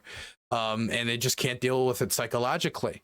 There was a clip in one of my recent interviews that I think highlights this, I think decent enough. I think we just released a short, so I can look this up. Where is it? Here it is. No, wrong one. Switch account to this one. Yes. Do my channel. Yes, here they are. All injuries is a bad injuries, but sometimes, for example, injury of body is easily to recover than injury inside your head. One soldier said, I want to fight, I want to be here and shoot from the cannon. I want to do my job, but I don't know why. When I hear the sound of explosion, I cannot control my body. Soldiers is under stress a lot of time, and different people have a different reaction. And of course, we try to help them to go forward, because we have no way back from here, only forward. Yeah, man, the major issue. Mental health, man. Oh my God. I want to dedicate more time to reporting on mental health in Ukraine, because we're talking about a generation of people just horribly scarred. And I'm not just talking about soldiers. I'm talking about civilians. So many of these major population centers have been bombed. And getting woken up, and I've experienced it, it's awful. It is awful. Being woken up in the middle of the night with your house like shaking, and you don't know what happened, and it's because some Iranian drone got shot down in your backyard. It's horrible to wake up to that. My God, it's gonna take so much investment once this war's over. Are creating directly, and you see like Americans online defending conscription of Ukrainians who don't want in this war, and it's just the most horrifying thing to me. Like, They don't want to go fight. Look, here's my position. I don't think it's an American's place to tell a Ukrainian you're a coward for not fighting, right? If you believe if your country was invaded in conscription, or you believe that you'd go fight, I mean, that's your business. I know you Americans have gone over to Ukraine to fight. I went over to Ukraine not to fight, to take pictures because I'm a pussy. Maybe in a different lifetime, maybe if I was born somewhere else, I don't know. But Ukrainians, I think this is a Ukrainian discussion. I think that's for Ukrainians to decide conscription or not conscription. I think conscription should only ever be used, and this is my position on my country, in the most dire of circumstances. Like the idea of doing conscription to go invade Iraq, it was like a horrifying thing to me, because you're signing people up for wars that I would say are unnecessary, that don't have to do with their essential national or like personal survival. But when you're talking about the war in Ukraine, obviously we're not talking about an invasion of Iraq type scenario. We're not talking about we're going to go annex this country or anything like that. Right. We're talking about Ukrainians defending their homes and defending their villages after they've seen death pits expand in occupied territory. I mean, the stories of the mass graves about Mariupol are horrifying, but you don't even need to go off into the satellite photographs to see that type of shit. Like in Izium, I mean, the largest mass grave since the Yugoslav genocides. It's horrific. It's horrific. Yeah, but where were we? defending conscription of Oh yeah, but Ukrainians. yeah, so I think it's a Ukrainian conversation. It's not a me conversation. Like, I mean, if you were to ask me, Dylan, do you believe in conscription during World War II? My answer would be yes, I do believe in conscription. And I could argue with libertarians about this, and I have argued with libertarians about this, about the morality of forcing people to go fight. But of course, I think it's a Ukrainian conversation. I do think it's weird if any Westerner is telling anyone in another country what to do about a war that's happening in their country. Like if I was to go to Ukraine, and I have friends that dodge the draft, and we have a great time together. They're some of my best buddies in the world are draft dodgers in Ukraine. I would never force them or like tell them like, I believe you should do this or that, because it's just not my place. It's their home, not mine. Who don't want in this war, and it's just the most horrifying thing to me. Like They don't want to go fight. yeah, They exactly. can join the like, Foreign Legion. It's like, it's not, you don't have to be a, International Legion. Thank you. you don't have to like actively be an active duty service member. You can go and join. I know people on this very platform. The thing is about the Legion, is at the start, you could be basically whatever. And you can still go there and help in a bunch of other ways. But I think the standards for joining the armed forces as a foreigner has gone up. And now they are just asking for people with military experience. I'm not saying it's impossible, but that's what they're requesting. And there are still some people from the start who didn't have military experience and got thrown in. But those people are few and far between. It's like, it's not. I've talked to people before who've asked me like, hey, Dylan, can you sign me up? And I just keep saying that this is very different than Afghanistan. This is very different than Iraq. As an American soldier with experiences in those two countries, if you are one, the enemy has an air force. Okay, the Taliban didn't have an air force. Al Qaeda didn't have an air force. And Saddam had an air force, but that air force was annihilated. If you are defending Avdiivka, that experience is very different than checking the roads for IEDs that you had in Afghanistan. The glide bombs you're going to have to deal with because the Russians had local air superiority there. It's totally different experience. Totally different experience. And so a lot of American veterans who came over, or other veterans from other wars came over, experienced this war. It's like, oh, I can't just like call in an air show. I'm out of here. And they skedaddle. A lot of others stayed. Some of them are still over there fighting. I know many of them. Good guys in the large part. And a lot of the real scumbags that came over, they left pretty early on because man, is this not a war to fuck around in? You don't have to be like actively be an active duty service member. You can go and join. I know people on this very platform that have done that. I mean, fucking what Robert F. Kennedy. He knows people on this platform that did. Are there people on Twitch that joined the International Legion? Am I unfamiliar? Is there an International Legion fighter on Twitch? Yes, a British one. I've never heard of it before. Cathfar? There is. Huh. I'm just unfamiliar. I feel like I should know that. Her name is Cathfar. Let's see. Cathfar. Who is this Cathfar? Hey, they follow me. Oh my gosh, and they are a streamer.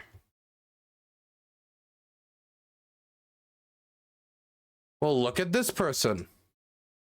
Oh, those are cool tats. Ukrainian Legionnaire. Oh, they're Welsh.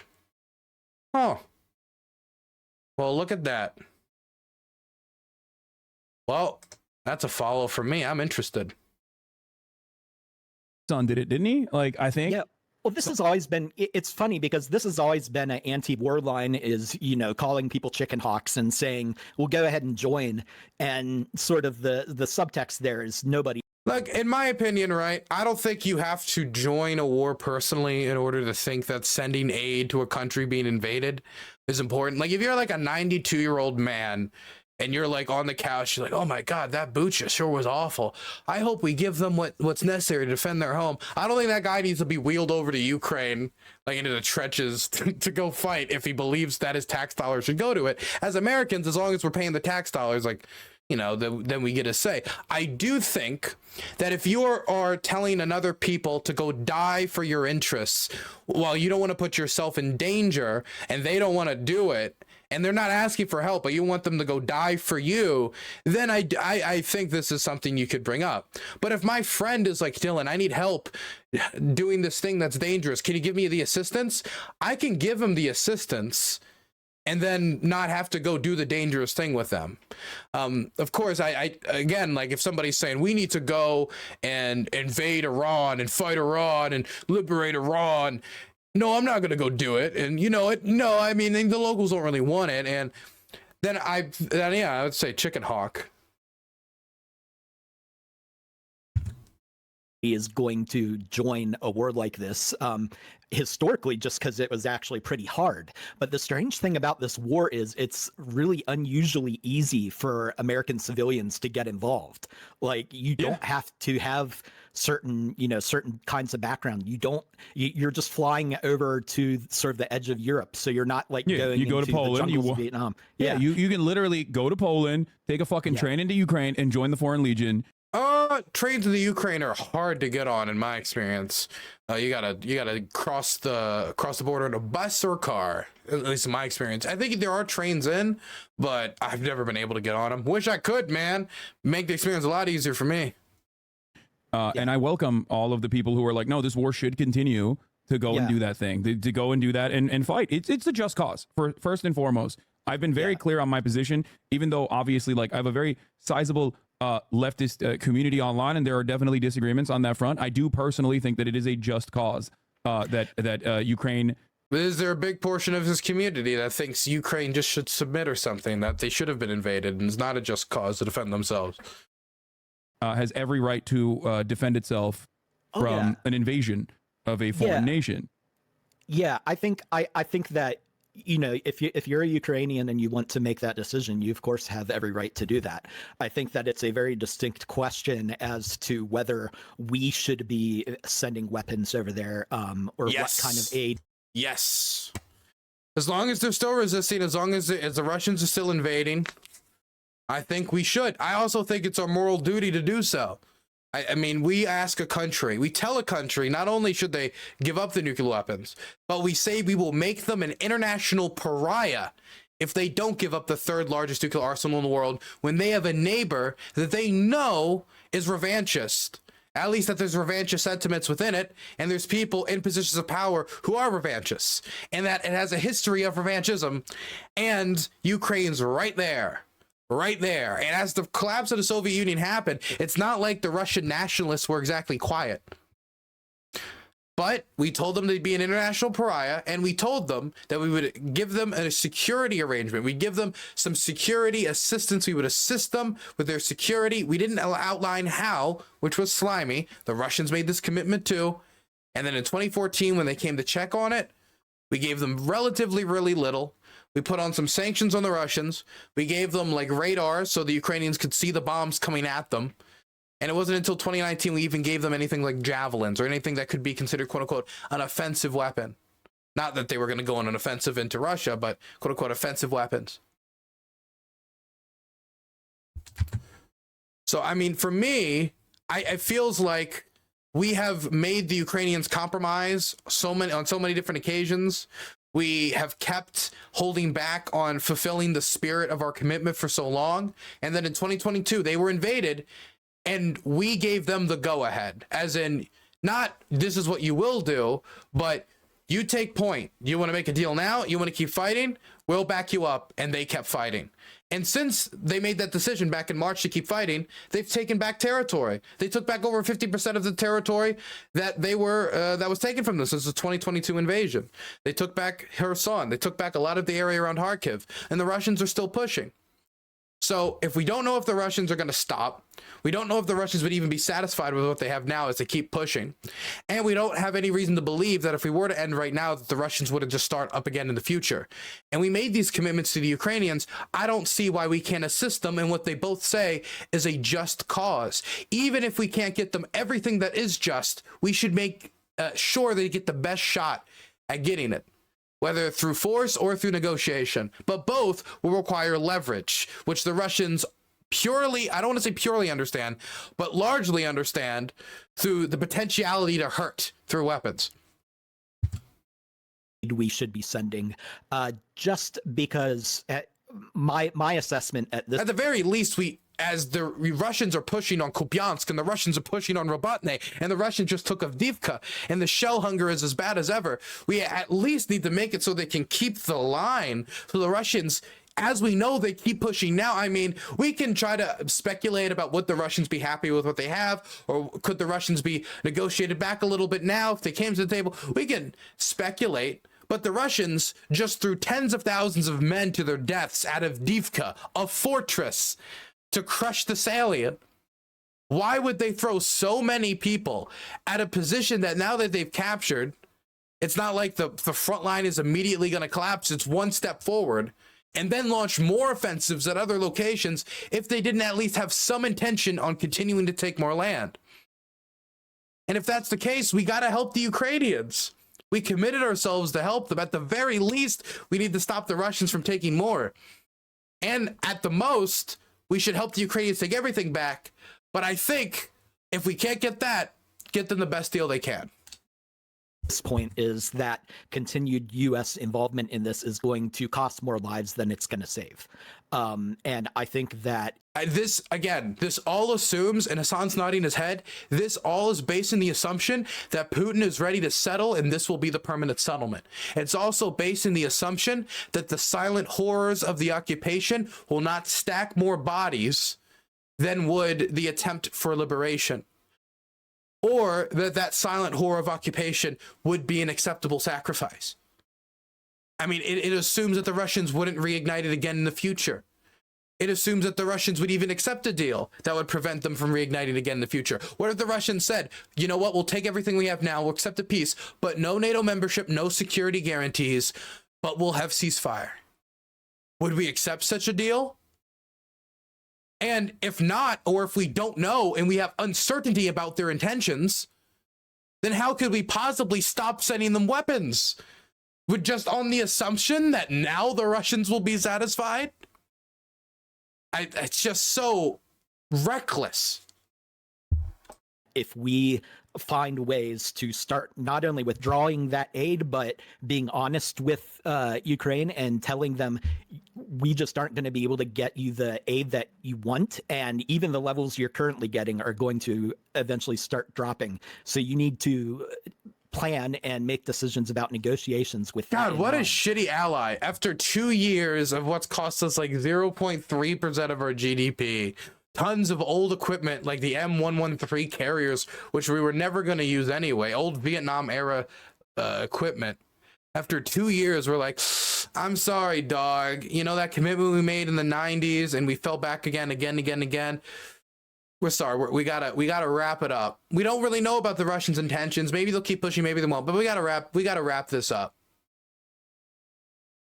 Man, I think that that's the most responsible thing and the most positive thing that we can. And what happens if Zelensky, because of the political situation he laid out, says no? Do we just sit here and just watch as Kupiansk falls, as Rabatne falls, after all the dead that lost their lives to take it back, as more cities fall? We just sit here hoping that eventually the Ukrainians will just get that our plan is much better for them, and them fighting for all their homes back and all those displaced people continuing to push for more, that it's just reckless. And eventually, hopefully, they'll get the idea that it's better to listen to Uncle Sam. I just can't level with it, man. I just can't. Possibly do for the war. Even if they want to, keep fighting and defend themselves from attacks, God bless them, it's their right. But God, man, the effect this would have on our deterrence. Oh my, I don't even want to get into that. I don't want to get into, I don't even want to get into the IR stuff, the theoretical. I think that we have a right to make decisions about how we want to be involved in this as well. Okay, but let's be clear. If Ukraine starts like an illegal nuclear weapons program, nobody in the world will blame them. Like, no one. They should just pull like a full Israel. Like 100%. If it gets to the point where we're just like, screw it. Like, what would motivate them not to do that? If that's certainly if it doesn't come with security guarantees. So, I don't know. Here's what I think. Okay. I think that perhaps if there was more training early on or more weapons delivered early on, maybe that there could have been a better defense planted. But the defense was relatively. Was he supportive of that? Was Hasan ever supportive of weapons? Did he ever clarify that position, or was he always kind of like tight-lipped about it until later, or did he say immediately like, "Now we shouldn't send weapons"? I know he was against like I think like controlling the airspace and stuff like that, but I mean, like most people were against it. I was against controlling the airspace, but obviously I'm very supportive of Ukraine. I just don't remember it. Was he solid, all things considered, especially in comparison to 2014, I guess, and like what the Ukrainian military looked like at the time versus what they were able to do in terms of like fending against like Russian air superiority early on. And I maybe there's a different timeline where like if the aid wasn't so trickled that from a pure military position, like there could have been even more leverage on the Ukrainian side. I don't know how that would work, because I feel like you still run into the Wait, but they need leverage now still. It's not like now they've, well, you know, they won the first 2 counteroffensives. They lost the 3rd one. So there's no chance for a 4th. And so now we just give them less or no leverage now. I just don't know, man. I just don't know. To the problem of like running out of people. I remember reading an assessment from this dude named Snake, I think. He's like some Ukrainian combat guy who was talking about how like it doesn't matter if there's one Russian guy sitting at a position. It doesn't matter if we have drones. We don't know how many people are there. And if it's one fucking Russian dude and it's a rusty ass and the one Russian conscript with a rusty ass fucking AK-47 is like holding a position, that's still dangerous for our guys, and it holds us up. It holds us up, and it takes a tremendous amount of time, even if it's one person. Now, you know, play that out across the board on the field everywhere in eastern Ukraine, and all of a sudden you arrive at the issue. It's like, in some ways it is, in some ways it does literally feel like a old school trench warfare, or even like a war from a different era where, yes, like manpower in this circumstance, like the amount of people that you can throw at the problem in this circumstance does give you superiority on the ground.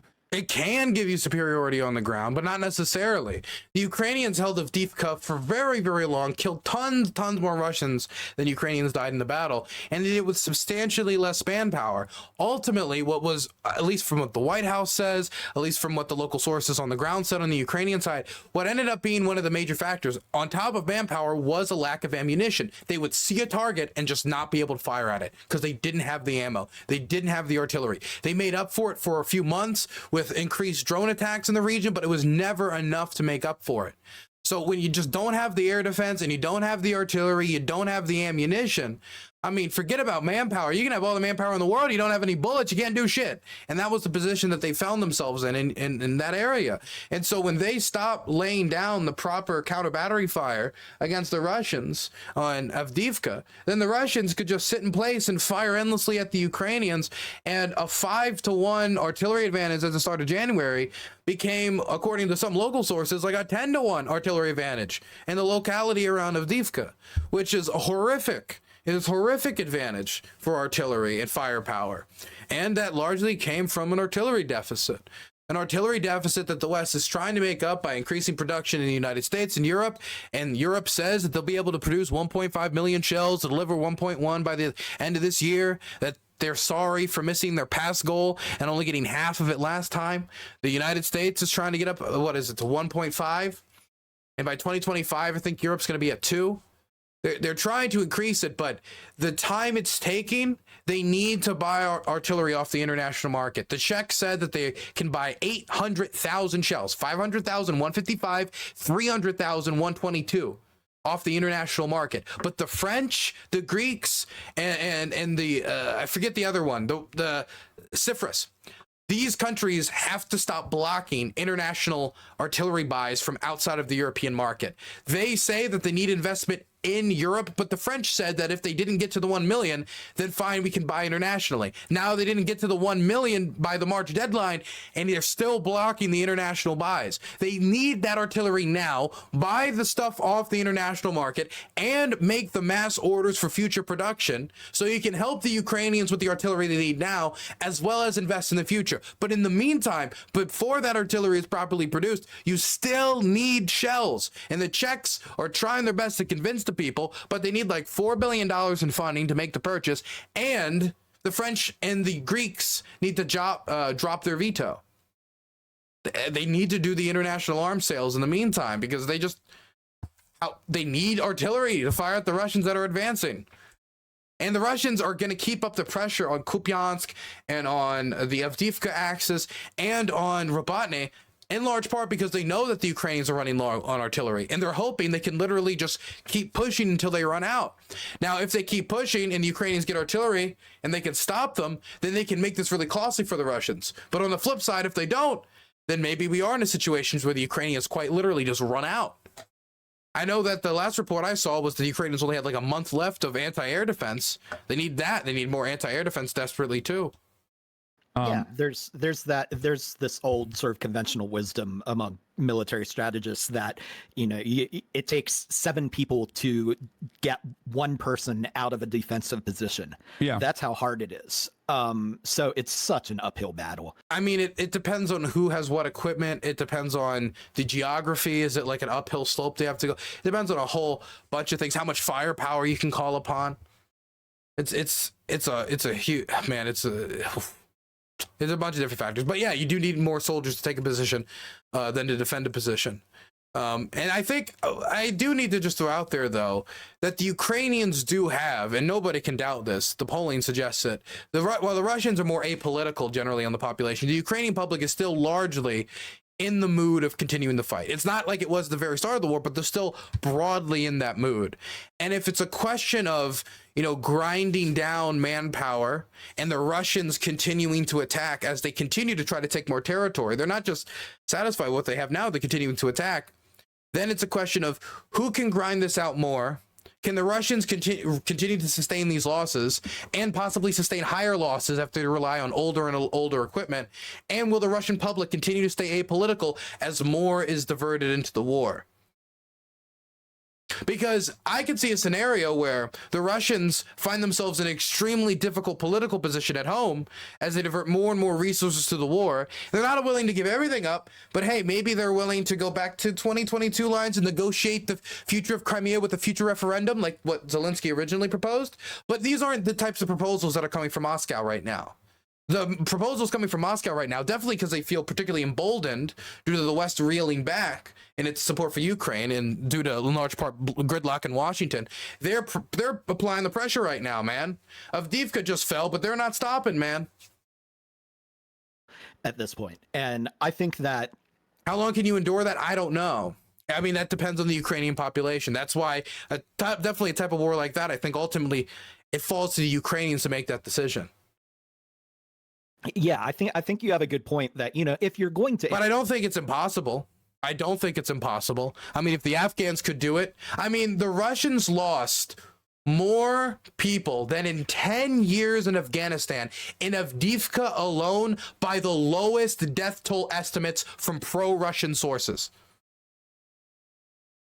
So I don't think it's impossible that one day Putin has found that he's pushed his own population a little too far on this war, since most of them, again, are generally apolitical. But you cannot bet your victories and your hopes of success off of the hope that the Russian public will wake up and say this war is a bad idea. That's not a smart move. Intervene. But it is definitely an extra pressure that Putin's considering. It's part of the reason they haven't done another wave of mobilization, even though the Russians need it. You want to do it early and you want to do it hard.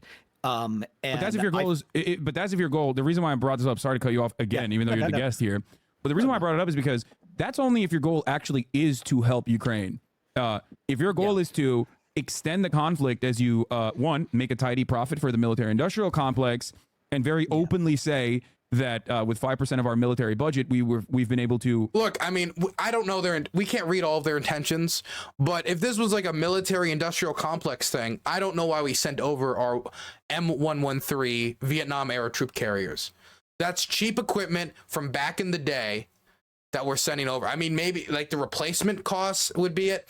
Look, it's really hard to assume intentions here, but let me throw something out there. I'm sure lobbyists want to continue to send weapons to the Ukrainians. That is true. But also, as the president of the United States, Joe Biden was alive during the Cold War. He's Obama was kind of alive, but like he was a kid. He wasn't like a senator during the time. He wasn't like a politician. Biden was. I think he understands nuclear brinksmanship to a certain level. And once the Russians invaded Ukraine, we had an uncertainty about their intention. I keep using uncertainty about intentions. My God, too much Thomas Schelling. We had an uncertainty about their intentions. And as they're marching on Kiev and we're funneling support to the Ukrainians, we don't know in the first month if the Ukrainians are going to fall. So giving them all of our F-16s and then the Russians capture it all, it would be pretty embarrassing, especially after the pictures that came out of Afghanistan. But on the other angle, If the United States was just to rush to send everything to the Ukrainians at once, the Russians would have a clear point of escalation. It'd be like, oh, they just decided to sign this bill that's to send Ukraine everything bill. Okay, now it's time for us to escalate. But if we just slowly drip, drip, drip, and there's not like a clear cutoff point for escalation for the Russians, that solves two problems. One, we wait to see how the Ukrainians will perform before we send them a lot of the bigger gear, which we did later.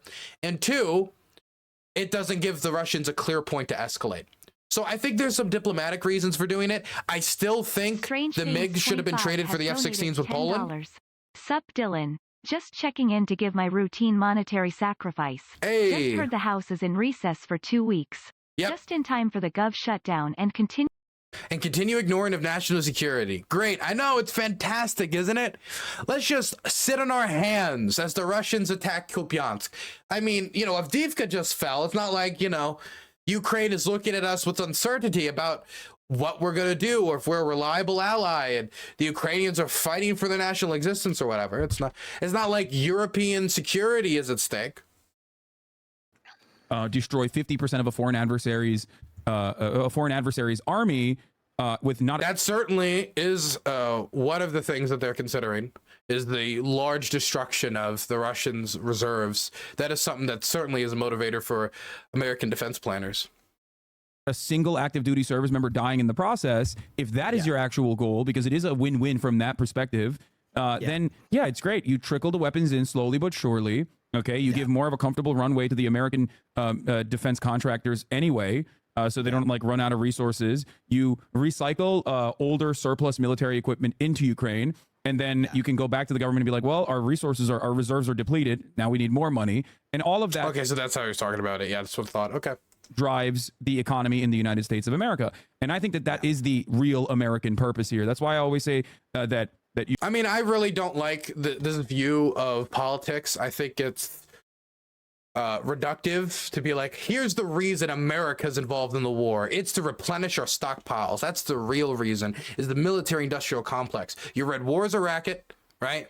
Or you heard about the military industrial complex, and now that's the entirety of foreign policy. Nation states have interests outside of that. European stability is important to the United States.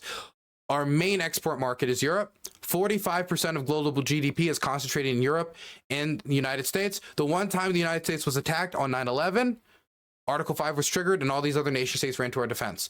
The security of NATO and having Russia take over Ukraine and push up to Romania and Moldova's border, that is something that I do think is within United States interests. And if the Russians were to take over Ukraine, this would probably mean the mobilization of more American personnel in Europe, the mobilization of Europe more. There's a bunch of other interests at play. I'm sure lobbyists somewhere had some impact on something. But I think it's just a reductive view of the conflict. There's so much else here. There's a question about American credibility. There's a question about deterrence.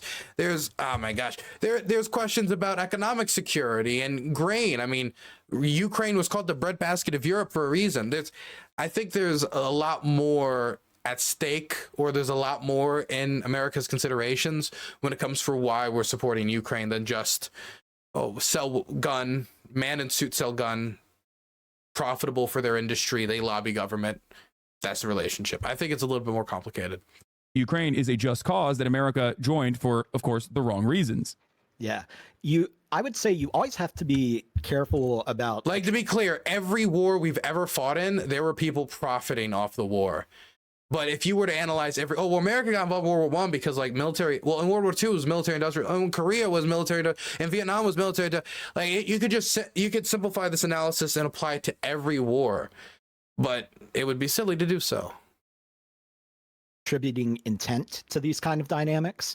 I agree with you what is going on at this point where, like the US definitely has a stake in drawing out this conflict for as long as possible, especially because of the, military contractor component and all of that. But the thing is that they sort of fall into that logic a lot of times without even necessarily any particular person, rubbing their hands and scheming to do so. It's just a thing where there are all these forces sort of pushing against the administration, $20. Really ramping Dylan, up into I heard a full-blown... Lindsey Graham is starting to waffle on the recent foreign aid bill that the GOP is blocking. Will Republicans blink? look, I didn't hear he waffled on it. I heard we're going to talk about this later, but we could divert for a second to talk about this Lindsey Graham quote. Here it is. Lindsey Graham was responding to Alexei Navalny's death, and now Alexei Navalny died recently in prison, and everybody thinks the Russians did it. They probably did, either one way or the other. And he wants to like punish the Russians for it, because he's a strong hawk, and so he's calling on Joe Biden to declare Russia a state sponsor of terrorism. But he's also voting against the aid bill to Ukraine that would be most detrimental to Russian security interests. And so he's getting a lot of smoke for it, because people are like, dude, you're calling for this like hard policy on Russia while on the other hand blocking the aid to the country that is fighting the Russians, and that would most undermine Vladimir Putin. Like, if the response for killing Alexei Navalny was immediately a huge flow of weapons to Ukraine, then I think that would probably act as maybe possibly a larger disincentive. You can make an argument for it, but the point is, why go towards the state sponsor of terrorism accusation while not even supporting the country that is fighting the Russians right now? It just makes no sense. This makes no sense. Thanks for the $10, but man, I don't know if he's going to waffle on it. I don't know if he's going to fall back. I think he's going to stay in line behind Trump. But I do think that Mike Johnson might blink in the next week or two, because the pressure is building. The pressure is building. Whether or not he's going to do it quick enough, as Avdiivka has just fallen and the Russians are now doing new offenses on Kupiansk and all these other fronts, I don't know. But the clock is ticking, man. The war doesn't travel at the pace you want it to. It travels at the speed that the participants of said war fight. So if the Russians keep up the pressure, man, we can't just dilly-dally forever.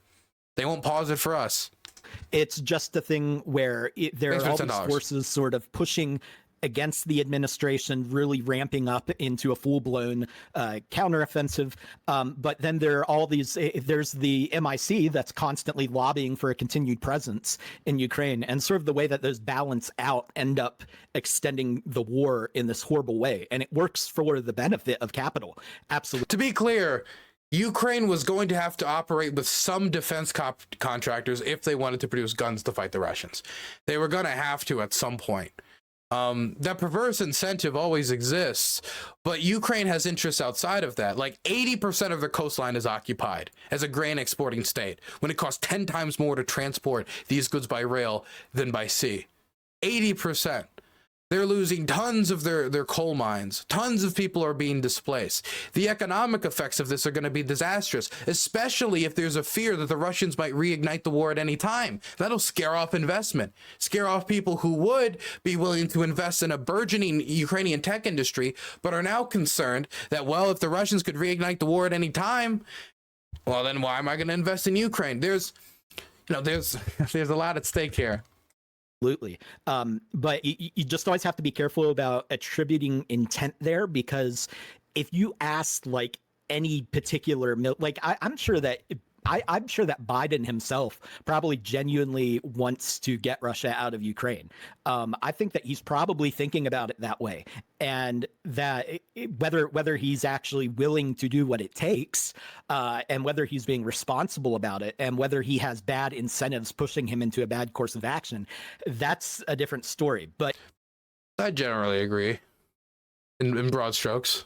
You know, there are like a lot of true believers in this cause out there who really are convinced that they're sort of fighting this World War III against Russian fascism. I don't think I'm fighting World War III or we're fighting World War III against Russian fascism. I do think that if we all assume that the Russians are going to stop here, if we were all to sign a peace deal tomorrow, that'd be pretty naive. And that the fact that the Russians have shown an interest in expanding operations to other states, Moldova being the clearest one, I think that's on the table. So, which is all to say that I think early on in the war, if you had actually been able to make the case, hit them hard and fast immediately, I think that a lot of people in the administration would have actually bought that. In fact, we know from some of the reporting that a lot of people in the Biden administration were pushing for a much stronger response, and it was actually Biden who was a bit of a force of restraint. So would these guys be in favor of a more forceful response at the start? At first, and I think that's probably kind of his role here still. He's just sort of naturally falling into drawing this out because that's how these conflicts always end up going. Okay. Yeah. The reason I push back on that a little is because I see leftists walk into a trap a lot of times where we talk about this kind of perverse dynamic. Doug, how much is Hasan paying attention here? That capitalism pushes us into, and we talk about this is what they intended or this is what they meant to do, and then it's very easy for the hawks and the liberals and so on to gotcha and be like, where's your evidence that they intended that? Like, where do you have a recording of Joe Biden saying this? Like, and so what ends up happening is you start trying to do this dot connecting stuff where you're like, well, we made this well, Joe Biden did say it, to be fair. Dude, I just think that it's reductive. That's all I think.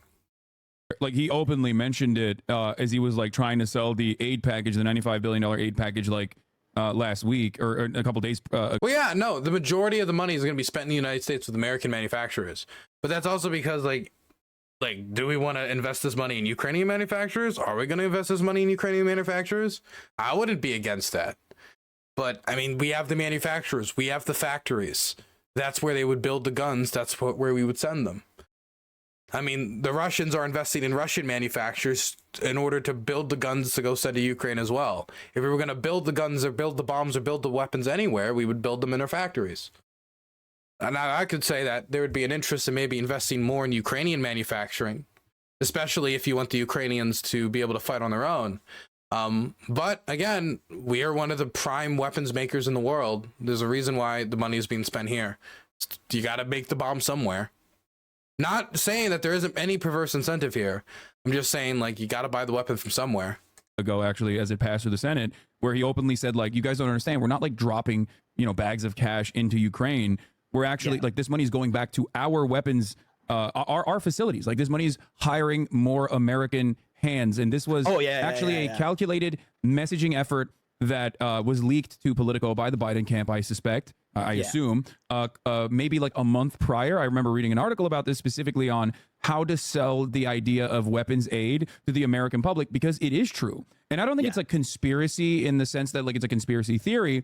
I think it's a conspiracy in the truest sense of the word. They are conspiring because we are aligned on I think they're aligned on class interests in this situation. Yeah. It's just like it's a normal collaboration. It's the same thing that, like, I guess Noam Chomsky talks about quite frequently with respect to people that get elevated into higher and higher positions in American media.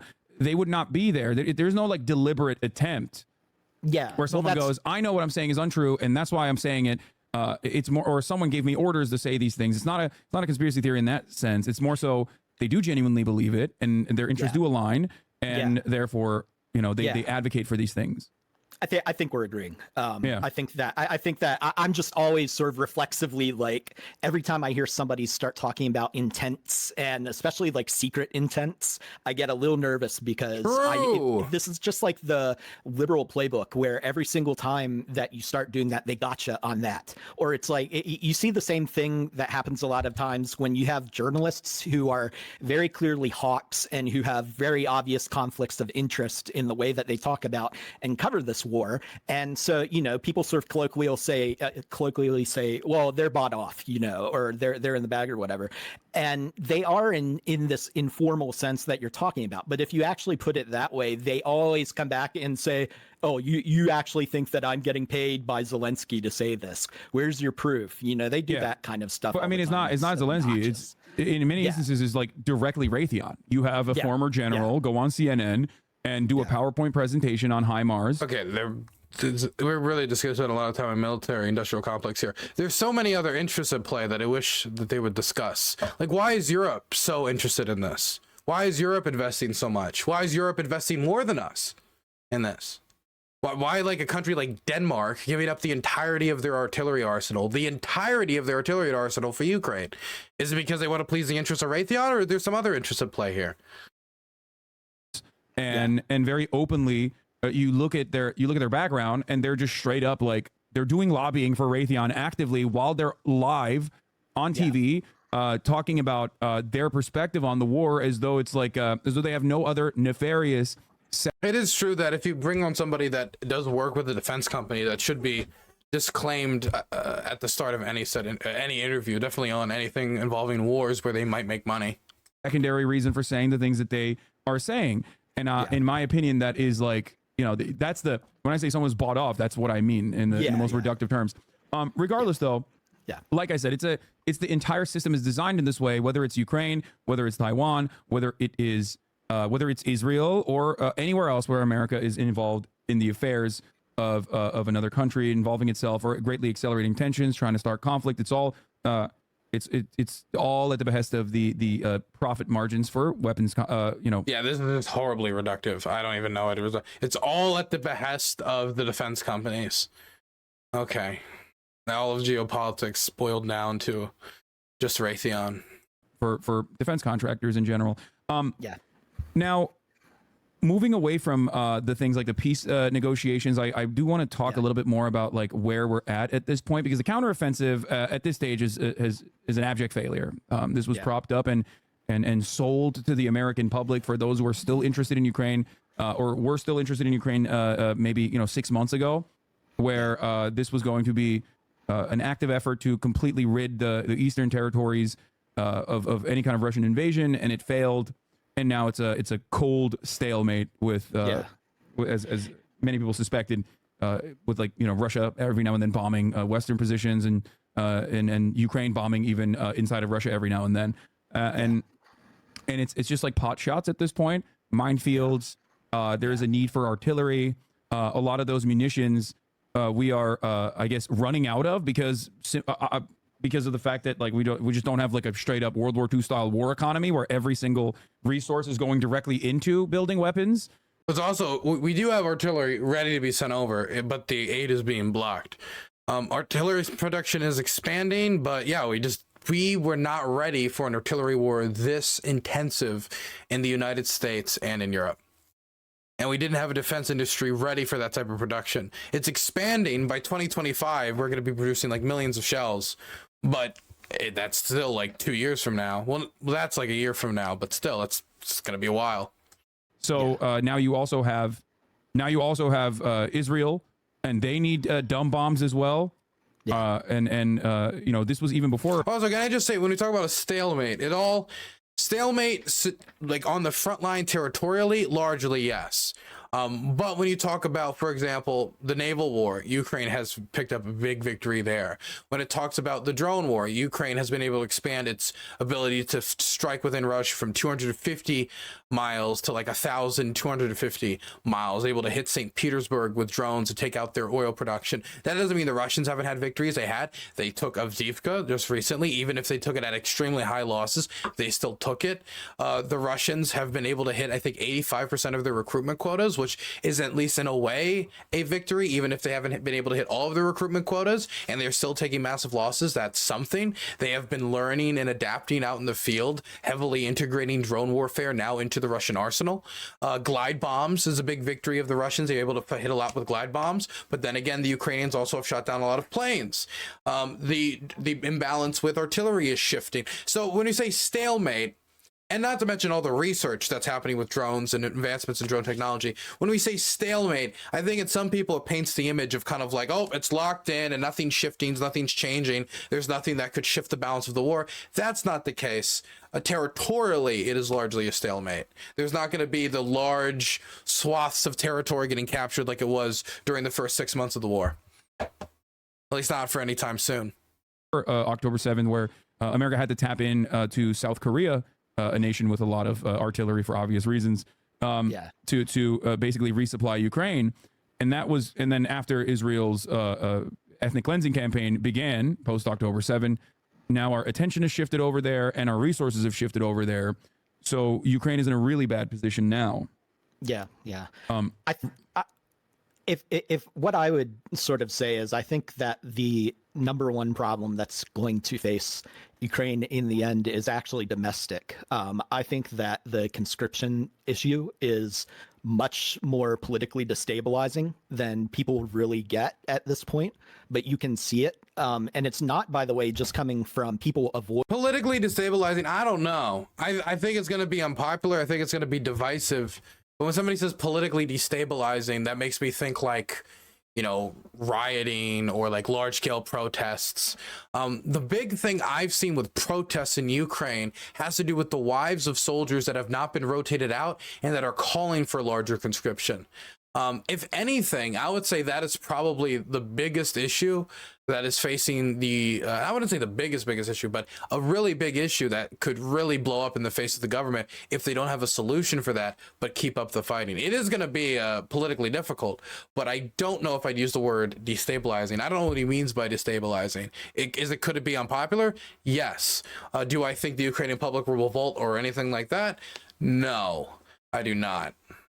avoiding being conscripted. It's also on the other side, you have families of soldiers. I'll look up some polling on this right now, but I've already talked about the Kiev Institute of Sociology. Let me look up conscription polling data. Who've been there from the beginning, complaining and saying, you know, they've been fighting all this time. They should be able to just talked about take this, some time off, while all these other people who've been home all the time go out and fight. So this is like the war is really coming home in that sense to Ukraine, where it's becoming more and more difficult for your average ordinary person to hide from it or to get away from it. You know, you could sort of move out west a bit, or you could flee the country. And, you know, if you were like, say, in Lvov or something like that, you might still face the occasional missile flying over there. But it was relatively sort of a stable situation. I get there are other economic problems and stuff like that. But I think that ultimately it's just a look. I looked around. I can't find any polling data on conscription. I have that data that I talked about earlier from the Kiev Institute of Sociology. So continuing to resist to liberate territory is still widely popular.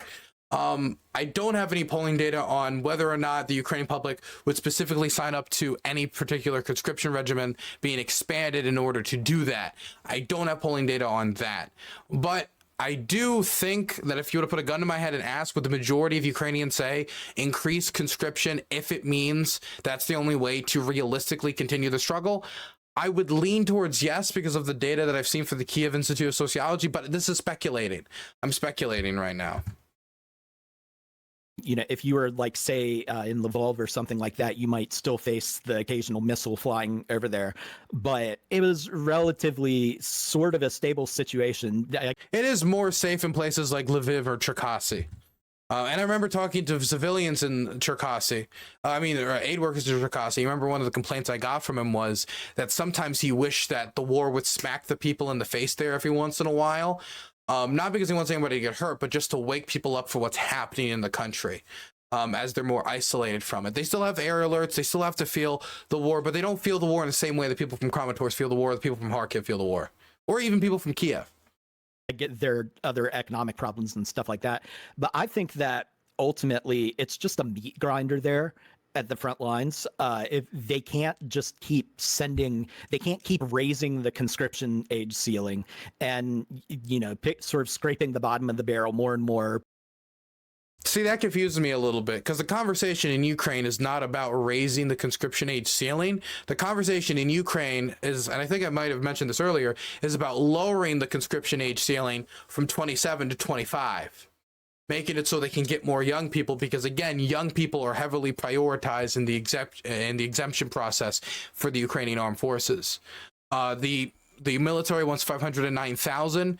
Could they mobilize that population? Yes, but Zelensky's government is worried that if they mobilize too many people, not only about the popularity, but that the economy will suffer. Not only because they'll have 500,000 more people outside of the economy not doing their day-to-day works and then not paying taxes, and then they'll have to pay for those people, but then of course it's going to pay, you're going to need to spend money on training those people, equipping those people, etc.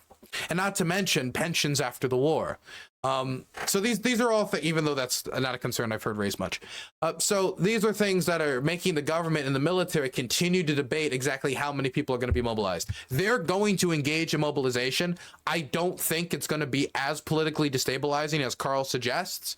There are people who are dodging the draft, but a lot of those people will continue to dodge the draft, and many of them will probably get away with it, especially out in the countryside. So I think that they will probably go through with some mobilization regimen. I just don't know how big it'll be. If it'll be 300,000 or if it'll be 500,000, I don't know. Putting prisoners out because there they could lean towards just replenishing the losses and rotating people out, which are the mandatory things they have to do. But the military also wants to expand and make new units, which is just going to require a higher level of mobilization. The conscription age ceiling, and sort of scraping the bottom of the barrel more and more, putting prisoners out there. I will say any proposal, and I don't think they're ever going to attach this to any final deal, even though some more radical Ukrainian members of the Rada have suggested this. The idea of like penalties for men abroad to make them come back and fight and draft them and give them penalties so they won't be able to come back. And so I think that's a terrible, terrible idea. I don't want to give a general opinion on like conscription stuff, but I don't think that'll work at all. I think it'll just scare people off. And I think I don't think that'll work at all. They can't keep raising the conscription age ceiling and, sort of scraping the bottom of the barrel more and more, putting prisoners out there and stuff like that. Eventually, it's going to turn into a political problem where you have people running on. Let's be clear. This same issue that he's talking about exists in Russia. The only difference is the system of government, where the Ukrainian democracy will probably be more receptive than in Russia, because the protest laws, the civil society laws are just totally different, because there's structural differences in how the governments work and what principles the governments espouse to have and actually have or semi-have. But again, these issues also affect Russia. The biggest hit to Putin's popularity was when he did the mobilization, and another wave of mobilization, most likely after the elections in March, would probably be met with another wave of unpopularity, as a majority of Russians now desire peace. I think that might be part of the reason why he's pushing so hard now, even though it's coming with high losses, is the hope that the lack of Ukrainian ammo, the uncertainty about Western support, combined with the Ukrainians having their manpower issues as well, is allowing them to try to up the pressure now. But again, the mobilization issue is something that also affects the Russians, and they also face structural issues. So if this was just solely concentrated on Ukraine, then I think I'd be a lot more sympathetic to Carl's position, but it isn't. The Russians also have a ton of problems with their armed forces. Either ending conscription, which will end the war, or just flat out ending the war itself, for the simple reason that it's just hurting Also, stopping aid to Ukraine, if they keep fighting, will mean they'll have to mobilize even more people, because then they'll have to hold the front with less artillery. And when they have less artillery to fire upon the advancing troops, that means they need more soldiers on the front to hold the position.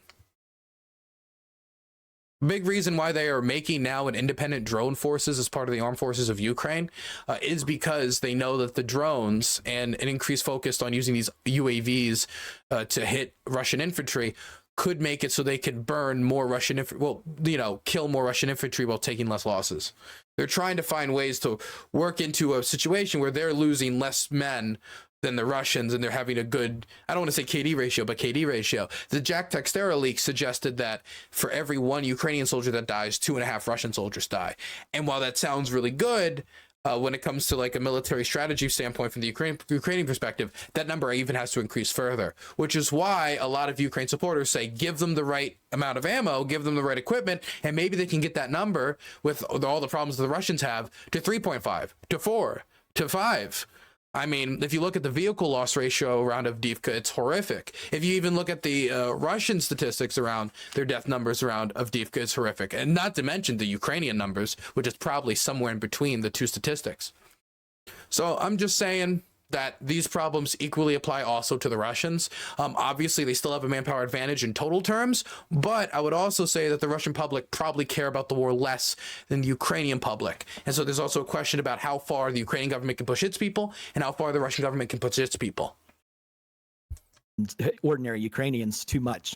And I think that... But this is all dependent on Western aid. Any strategy for Ukrainian victory or Ukrainian partial victory or a good negotiated peace, whatever, depends upon the Ukrainians having more leverage, which would come with American political will to send more aid. That is probably a more likely settlement at this point. I don't think Zelensky is really in a position where he can settle now. I just don't, because the politics of it, the way that the right has him over a barrel, and it will just seem everybody is going to read it as him selling the country out if he does it now. And I saw one of your critics talking about, well, America would come in and rescue Zelensky or something. Huh. No, we aren't. No, like, that's the funniest part, because like it doesn't make sense. People always like the extremely online side. By the way, like the Ukrainians don't want to make a deal because they're terrified of what happened in Bucha continuing to happen in occupied territory and the silent horror of occupation, which I don't know why that hasn't been discussed at all. Like how does this guy view the difference between, or Hasan view the difference between Ukrainian and Russian occupation, or whatever you would want to call it? Is there a major difference to them? Side of this conflict is like obviously petty and annoying, because like American foreign policy is going to be what it is no matter what the fuck we say on Reddit, right? You can watch all the drones drop grenades on Russian orcs footage all you want. People say that the public sentiment on foreign policy issue doesn't have any impact whatsoever, but a big reason why aid is blocked in the House right now is because of changing public sentiment on the war. On the subreddits, and no matter... Again, like usually the American public isn't paying enough attention. But for whatever reason, right now it's a hot potato on the Republican side. I do think it can be difficult to get enough people to care enough for the government to do anything, but it's having an impact right now, at least. Like we say on Reddit, right? You can watch all the drones drop grenades on Russian orcs footage all you want on the subreddits, and no matter how much you fantasize about that sort of thing, like your opinion is completely irrelevant when it comes to American foreign policy, right? Or you can be pushing Z, doesn't fucking matter. There's nothing that we can say or do. However, one thing that I will never understand, if we are going to talk about like the Reddit side or the Twitter NATO defenders and whatnot, the one thing that's always really interesting to me is that like if this was a matter of like Ukrainians and what their wants and what their interests are, we would have instituted Article 5. We would have brought in Ukraine into NATO. Do you think Ukrainians don't want that? Of course they want that. It's not that simple though. Like the United States can support Ukraine joining NATO, but they still don't just join NATO because we support it. We support Sweden joining NATO, but until the Hungarians agree, Viktor Orban agrees and their parliament signs it, they're not joining. That's why even after Viktor Orban said we would not be the last ones to confirm it, they are. And now it looks like maybe it'll get confirmed in the spring. They keep shifting their reasons for delaying it. NATO is not just the Mr. America alliance. There are other countries that have an impact on who gets to join and who doesn't get to join. America has a lot of weight, but we're not like God King of the alliance. If that was the case, then Sweden and Finland would have joined almost instantaneously after they agreed they wanted to join. But they were delayed for political reasons because of the interests of other countries. The Turks delayed it for forever because the Turks wanted more concessions on the Swedes when it comes to Kurdish independence struggle and Kurdish activists in Sweden. They want to be defended. They want Western forces to come in and defend Ukraine. But also, whether or not we could also let's put that aside for a second, and let's say we were on the path to bringing NATO into Ukraine. Having American forces directly fighting Russian forces, considering we're two nuclear powers, there's also other interests that we have that would keep us from doing that. We can both genuinely support Ukraine and fulfill their request for wanting more foreign assistance, while also trying to do our best not to engage in dangerous escalatory behavior on the nuclear level, which I think Biden has, to an extent, I think, reeled himself in too much on this level, but he at least was doing that to some extent, I think, early on in the war, the slow sending of aid, the drip, increased sending of aid in order to try to control for that. Like, no Ukrainian is going to say no to that. It's completely understandable that they would say that. But there's a reason why we don't do that. Well, because of the obvious pressures and the potential for nuclear holocaust, or at least like, I remember this was like really prescient at the time. I thought it was really interesting. There was a moment where like, the American State Department cutouts would go into like CNN and whatnot, and maybe briefly talk about the potential for a mini nuke, like certain parts. Do you remember this? Yeah. This was like they like when they brought that up, I was like, holy shit! Like there's a real situation that like Russia could deploy a tactical nuke, and they're like, it seems like they're kind of trying to get ahead of it. Like that was I think that was mostly brinksmanship. You know, Europe wouldn't let them do that because you know, you face like depending on where they drop it, you True. So, okay, so we do acknowledge that Europe gets a say, and it's not just Mr. America. So why is it just that would also apply to Ukraine, right? Like we could have every single European state supporting Ukraine joining NATO, and if Hungary says no, then we have to find some way to bully the Hungarians to make them allow them to join NATO. And we eventually did this when it came to the aid package the EU wanted to sign to the Ukrainians, but that was after months and months and months of grueling legislative and diplomatic processes. Face potential fallout problems in Poland or wherever. No, absolutely. Or Romania, I guess.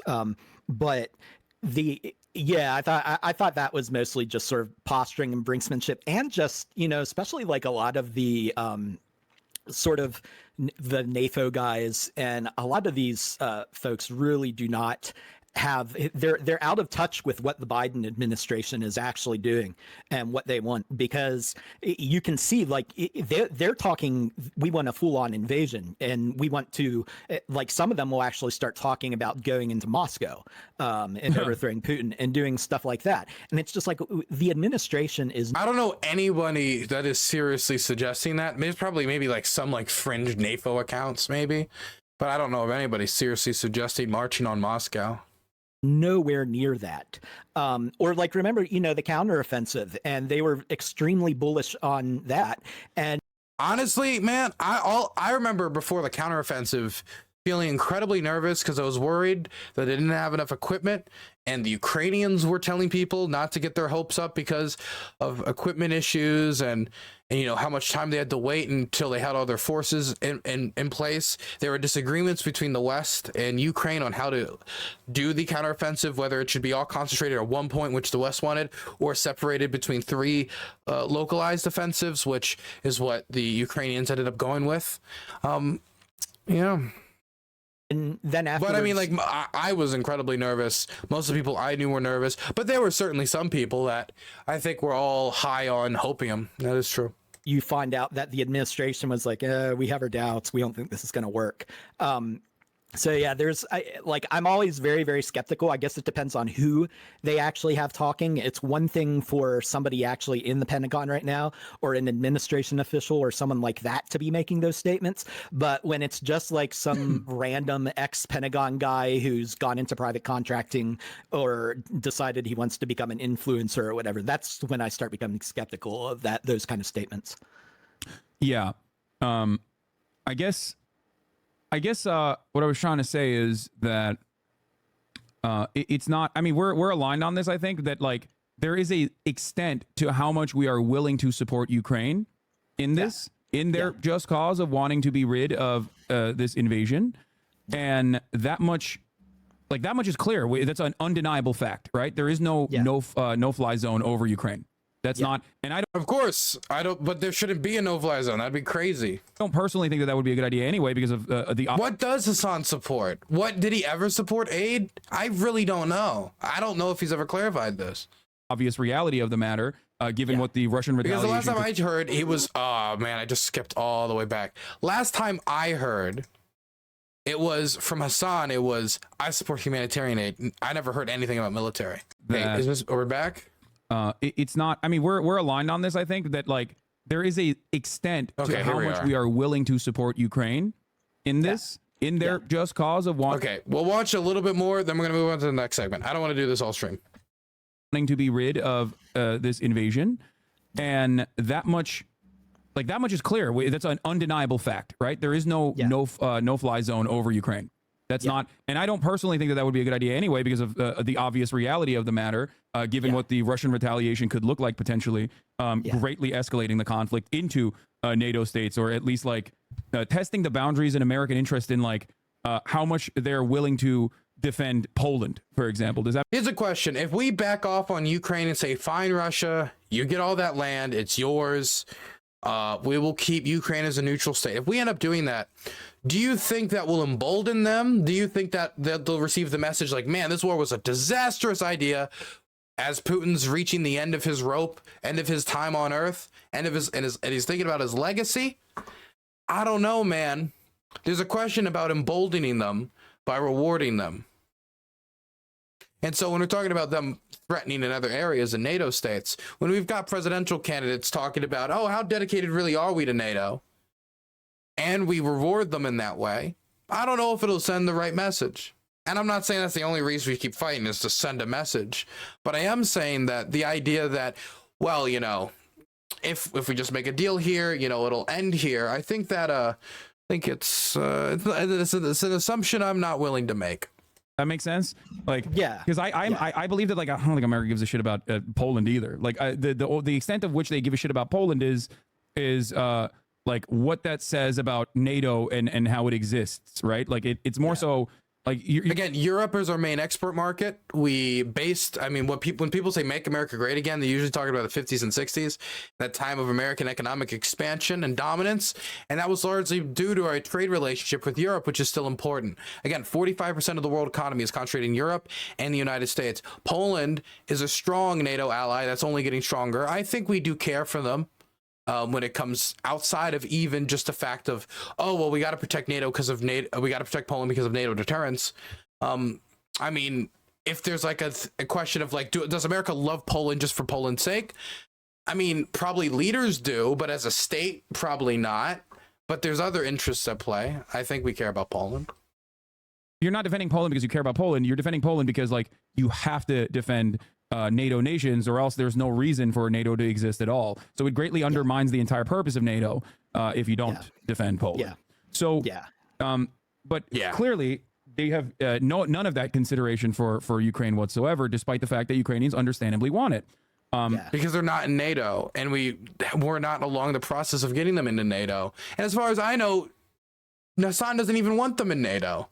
As far as I know, he thought like NATO expansion was the whole reason this war was started in the first place. Does he want them in NATO? I don't know.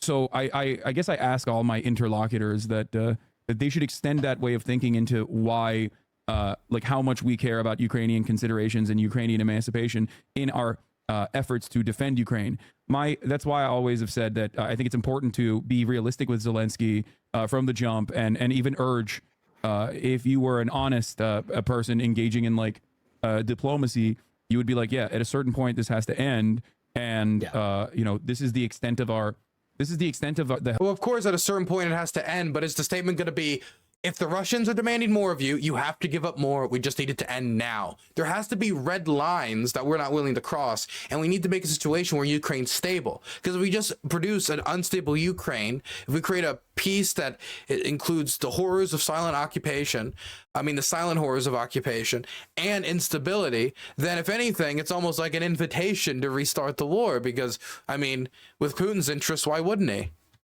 Help that we can give you. And we got to start. We have to start the conversation around ceasefire and peace talks. Yeah, all you have to do is look at what Zelensky's asks have been, like what kind of aid he wants in sort of an ideal scenario, and compare that to what we're actually giving him. And it's never that. We never really come anywhere near what he's asking for. And these are kind of his baseline, like minimum. This is not even, he still talks about this as if he can win this war just with Ukrainian ground troops and stuff like that. And I don't think that that's even viable anymore. I don't know what he means by that. Like, not with the drones are included. He wants the F-16s. The sea babies have been very important for the strategy of isolating Crimea, which he says is the centerpiece of his plan. So I don't think he'd do it with just ground troops. The drone strikes inside Russia seem to be an attempt to try to spread out their air defense. So that's the use of something that isn't traditionally their ground troops. In fact, it's its own department now. The sea babies have been important. But as when it comes to aid, like, we have definitely not given them all of what they've asked for. That definitely is true. When it came to armor, when it came to ATACMS, we're now just talking about giving them the longer 300-mile ATACMS. It definitely would have helped if we got them a lot of these things sooner. It's a question of replenishment, though. How quick could we replenish these things? And Biden's ever-present fear of escalation. I don't think it's a desire for them not to win. I think there's a big fear about what would happen if Russia was to lose really bad, because we're fearful of a destabilized nuclear state. I think that's a big motivation that is underplayed a lot. So I don't think that even he is being all that realistic about what it would take. But even by his standards, we aren't coming anywhere close to it. And I think that this is sort of the winning argument about this, because you can bypass all of these questions about should we be helping them, and what's sort of the just course of action for the U.S. to take in terms of sending them weapons. You can get around that once you acknowledge the reality of what's going on, and once you get past that and say, hey, but that's not what's going to happen. So acknowledging that, what is your second best outcome here? What's your damage control approach to this situation on the assumption that we aren't going to give them enough aid to win? Yeah. So a couple things. Okay. First thing I would say is, my counter would be, then let's create a political environment where we can send 120 to 150 billion low end to the Ukrainians. That's what I would want, right? I want to end the war sooner rather than later. But again, if you're trying to control to stop the worst case scenario, if we stop the aid and the Ukrainians keep fighting and then they just die in greater numbers, did we control for the best case scenario? Not to mention the fact that, again, this all of this argument, I think, depends upon the idea that the Russians can continue this war in perpetuity if we were to even give the Ukrainians just near the bare minimum that they were asking for, which I am not confident in. But again, like, even if you were to accept the offer, even if you accept the idea that there's no scenario where we give them more than what we're talking about now, and that we give them like 120, 130 billion in the aid package, there's no plan to do that. There's still a question of when they do sit down and negotiate, if we're saying they can't take back Crimea, they're still going to need weapons in order to get the best deal possible. Because if the plan is just to starve out the Ukrainians, hoping that us starving them out will make them come to the negotiating table, the Russians will see them starved out and they will use that as leverage. And then we will have fucked the Ukrainians again, which I'm uncomfortable with. I want to talk to you about is Zaluzhny and the I guess domestic dispute between. Oh God, I don't want to listen to Zaluzhny in fucking Siersky debate. God, it's so much of it's based in speculation. God, should we wrap this up here? What do you guys think? I know they talk more later about what the average Ukrainian thinks about occupation. Dylan, have you spoken with any Russians? Yes, I have spoken with Russians, not on stream. And I would like to speak with more, and I'm always open to speak with more Russians. I kind of am thinking there's at least one clip later that I think people would want me to watch, and I don't know when it's coming around. And it's the clip about like people not really caring if it's Zelensky or Putin in charge. And I don't know, though. We've been skipped to that part. I don't know where that part is. We have a clip of it, but I also want to watch the area around the clip because I don't want to ever take it out of context. So I don't know about this. We'll watch a little bit more, and I'll see if I can get the timestamp. The commander of the Ukrainian ground forces and the new commander of the Ukrainian ground forces. I shared my screen with you. Are you seeing it? Yeah. I see. And also, of course, I want to talk about Navalny. Actually, as a matter of fact, I'm going to go into Navalny right now, and I want to play this. I want to play this out real quick, partially because I want to go pee while I play this out real quick, and then not the whole thing, but I'll pause it and we'll get back to it in a second. But I'm going to do that right now, okay? And you can hear it too. Yeah. So we'll talk about. Okay, let's skip around a little bit because I want to get around to Zelensky. I don't want to hear about Navalny.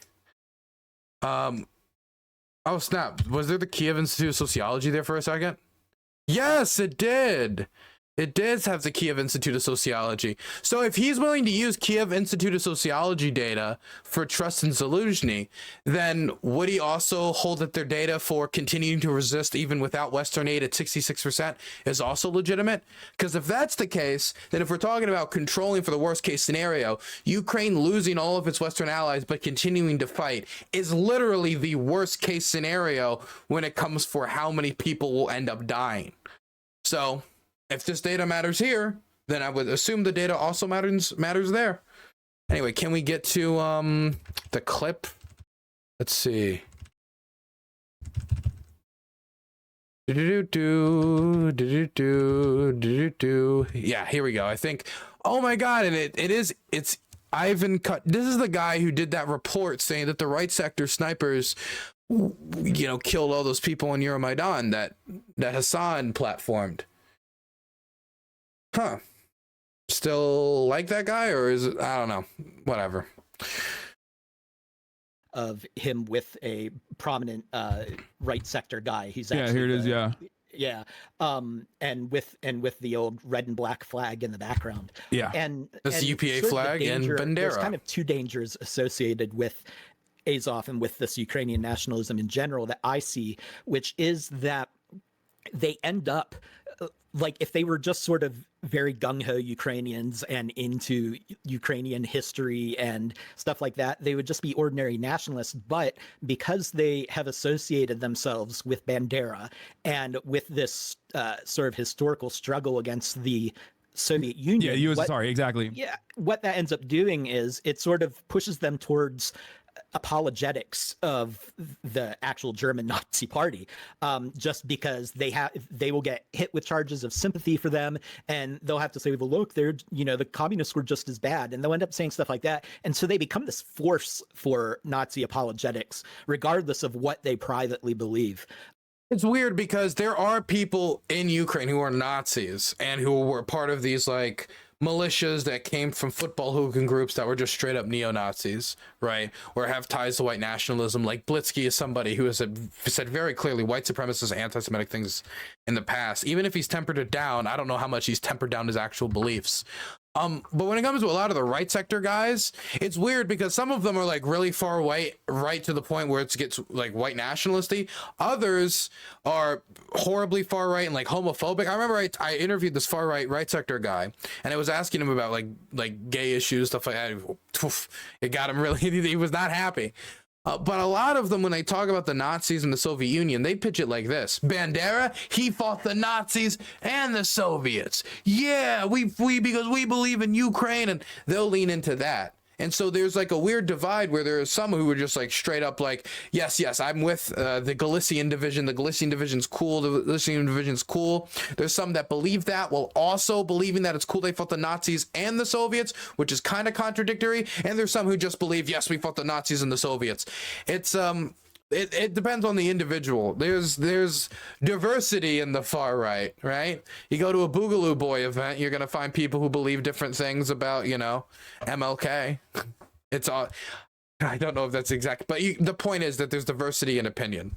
That was a terrible comparison. There's diversity in opinion amongst the far right when it comes to Nazism. And it goes back to the same principle. But I've never liked right sector's political movement. I always didn't like the political movement attached to Azov. They were always, even if they distance themselves more from white nationalism, or they've tried to, at the end of the day, like their beliefs, like right sector is still horribly homophobic. I mean, I was talking about this. When you are invaded. I was talking about this earlier. I think, I don't know how long it's been since I talked about it, but I retweeted this today on Twitter. 1 second. But there was some right sector activists that went to like an LGBT event and started like spray painting it and graffitiing it. And like, this isn't beating people in the street, but this is still awful. This is still bad. It's not as bad as it used to be with, what they did at Kiev Pride. But I'm hoping this is as bad as it gets, and hopefully stuff like this goes away with time. But yeah, no, that it's still really bad. It's still going to be an issue. These figureheads they lend themselves so perfectly to building a nationalist mythos. But again, like politically, like almost like completely irrelevant. And all of a sudden, even if you didn't give a fuck about Bandera, you're like, well, okay, these guys are saying that he's bad, and they're a continuation of the USSR. And they're in fact, I'd say a lot of the love of Bandera comes from the fact that the Soviets spent so much time concentrating on Bandera specifically. Like, there's so many other Ukrainian historical figures like Petula or fucking Taras Shevchenko or, Nestor Makhno and the Black Army, and that they could lean into. And there is monuments to Nestor Makhno. Hell, I've got a painting I bought down near his home of Hilopole. But but I mean, like, I think a lot of it is because, you know, if the enemy, quote unquote, concentrates on something, you might lean into it. I like if they're like, you guys are Nazi, this, that, Banderite, and they're like, oh, so my enemy hates these guys. Well, let me go check these guys out. Or in some examples, people will lean into it just to piss off the Russians. And I've met people who do it, who believe none of this shit, but they lean into the weird, like, German shit literally just to piss off the Russians. It's weird, esoteric, but whatever. So yeah, there's a lot of diversity. Hating my country, so maybe this Bandera guy, most of it bad, has some good fucking ideas. And obviously a lot of those ideas were, for those of you who don't fucking know in the chat, aligning with Nazis, killing Polish people, killing a shit ton of Jewish Ukrainians. And you know, even if you personally are not like, yeah, those were good things, you end up, I guess, finding yourself in the same exact predicament that the Canadian Parliament found itself a couple of months back. Your anti-communist sentiment ends up causing you to align with out and about direct Nazis. Yeah, and that's, I mean, that's how it often goes. Yeah, a lot of Nazis. But again, it's like the Russians have Nazis, the Ukrainians have Nazis. This war has really nothing to do with Nazism. Didn't think of themselves as Nazis in the sense of being bigots or being there's some good old essays on this by like or Theodore Adorno, just talking about how a lot of Nazis can envision themselves, and a lot of them were actually very sort of opportunistic and pragmatic about it and not so ideological, but they ended up being a part of this whole ideological apparatus anyway, and you get swept up in it. And so that's, you know, like if for example I hear somebody in Ukraine say Slava Ukraina, which a lot of people just do as a toast, they were doing that before the war, had nothing to do really with, like, these are people who think that the right sector is ridiculous, but it's very much like saying God bless America in the US, you know. It's just kind of a banal nationalist sentiment to a lot of people, but now that has become associated with the Banderite movement, the post-Banderite movement. What? And so what the fuck? Dude, fucking everyone says Slava Ukraini in Ukraine. Yeah, Slava Ukraini, Herum Slava. I mean, that comes back from, those goes back to like poems and like Ukrainian literature and quotes, like before the UPA or the fucking Banderites were even a thing. I mean, they say it too, but like, I mean, it's like associated with them in the same way that the God bless America is like associated with the far right or the right wing. Like, would the right wing be more likely to say that? I guess. But I wouldn't say it's like a far right. I don't know. I don't know about this. Yeah, you have this really dangerous dynamic. Again, I don't think that it's more prolific in Ukraine. Yeah, I mean, I do, like, everyone says Slava Ukraini, Herum Slava. Like, I mean, the president says it all. Everyone says it all the time. Than it is like in the US. But the danger is that a lot of these people are proximate to power. You know, like you did have right sector people in the Rada at one point. Their numbers really diminished since their peak, and I could think it was like 20. Yeah, they had people in there at one point. Now they have no one. They don't have anyone in there. No one in the Rada. The only far right party that we would consider of that style that has a seat is Svoboda, and they have one seat. One. Like, I get, like, when we say approximate to power, what we mean that one day they might get elected? Man, Marjorie Taylor Greene was talking about Jewish space lasers. She's elected in our Congress now. She's fucking insane. Lauren Boebert. Like, we got these fucking crazies in the American government. Crazies. But I wouldn't say that they're like, would I say they're prominent? I mean, at least Marjorie Taylor Greene has been made House Speaker for a short period of time by Mike Johnson. But I just, like, prominent in what way? Like I just don't know what he means by that, because it's not like they have a chance of forming a government. 2014, around then, their numbers really significantly diminished since then. But you do have sort of open Banderites in government positions in a way that you don't. Which government positions? I mean, look. Like, I would say that people have the aesthetics of like having Bandera or like posing with the red and black flag. When we talk about like the ideology of Stefan Bandera, right? How many of those people are in like high positions of power? I really don't know. I don't see that. I really don't. Like Zelensky's like a super neo-lib. Like you have people like Trump, or you have sort of figures in the right in the US who just are de facto fascists, but they aren't openly aligning themselves in that way. So the difference is a kind of semantic. Like the most I would go, I would say like Blitzky is very far right, and he's commanding a very famous like military organization, like the Third Assault. Like I could say stuff like that, right? But I like when we say position of power and we're talking about political power here, I don't see that at all. Have people like Trump, or you like right sector tried to stare down the government back in during Petro Poroshenko's start, and they lost. It fell apart, and their challenge to the government was largely unpopular with the public, and people saw it as like challenging the central authority during a period of struggle for independence that could undermine the security of the state. So it didn't work. have sort of figures. Hell, the March on Kiev never even happened. In the right in the US who just are de facto fascists, but they aren't openly aligning themselves in that way. So the difference is a kind of semantic. I think it does matter, but the difference is semantic, but it does matter. I worry more about the radicalizing effect that Trump's invasion is having, a lot more than I worry about, like some dumbass Ukrainian conscript who was handed a military uniform because they only have so many, and it had an Azov patch on it. And we don't even know if he identifies with them or not, because they're just handing these uniforms out. And a lot of people don't really know or care what that means. Like, I don't think that's also true for a lot of these units that were like used to be like, I mean, I would say still have a lot of far right people in them, but like right sector like started absorbing everyone. Like I know people who were in right sector just because right sector would take people with injuries because they had lower standards than the army, and so then they would end up joining right sector. And once the war started and everybody started joining different military organizations, some people would join like right sector or Azov because they heard, oh, right sector is the local unit, so I'm going to join right sector. Or, oh, Azov I heard is the elite unit, so I want to go join the best.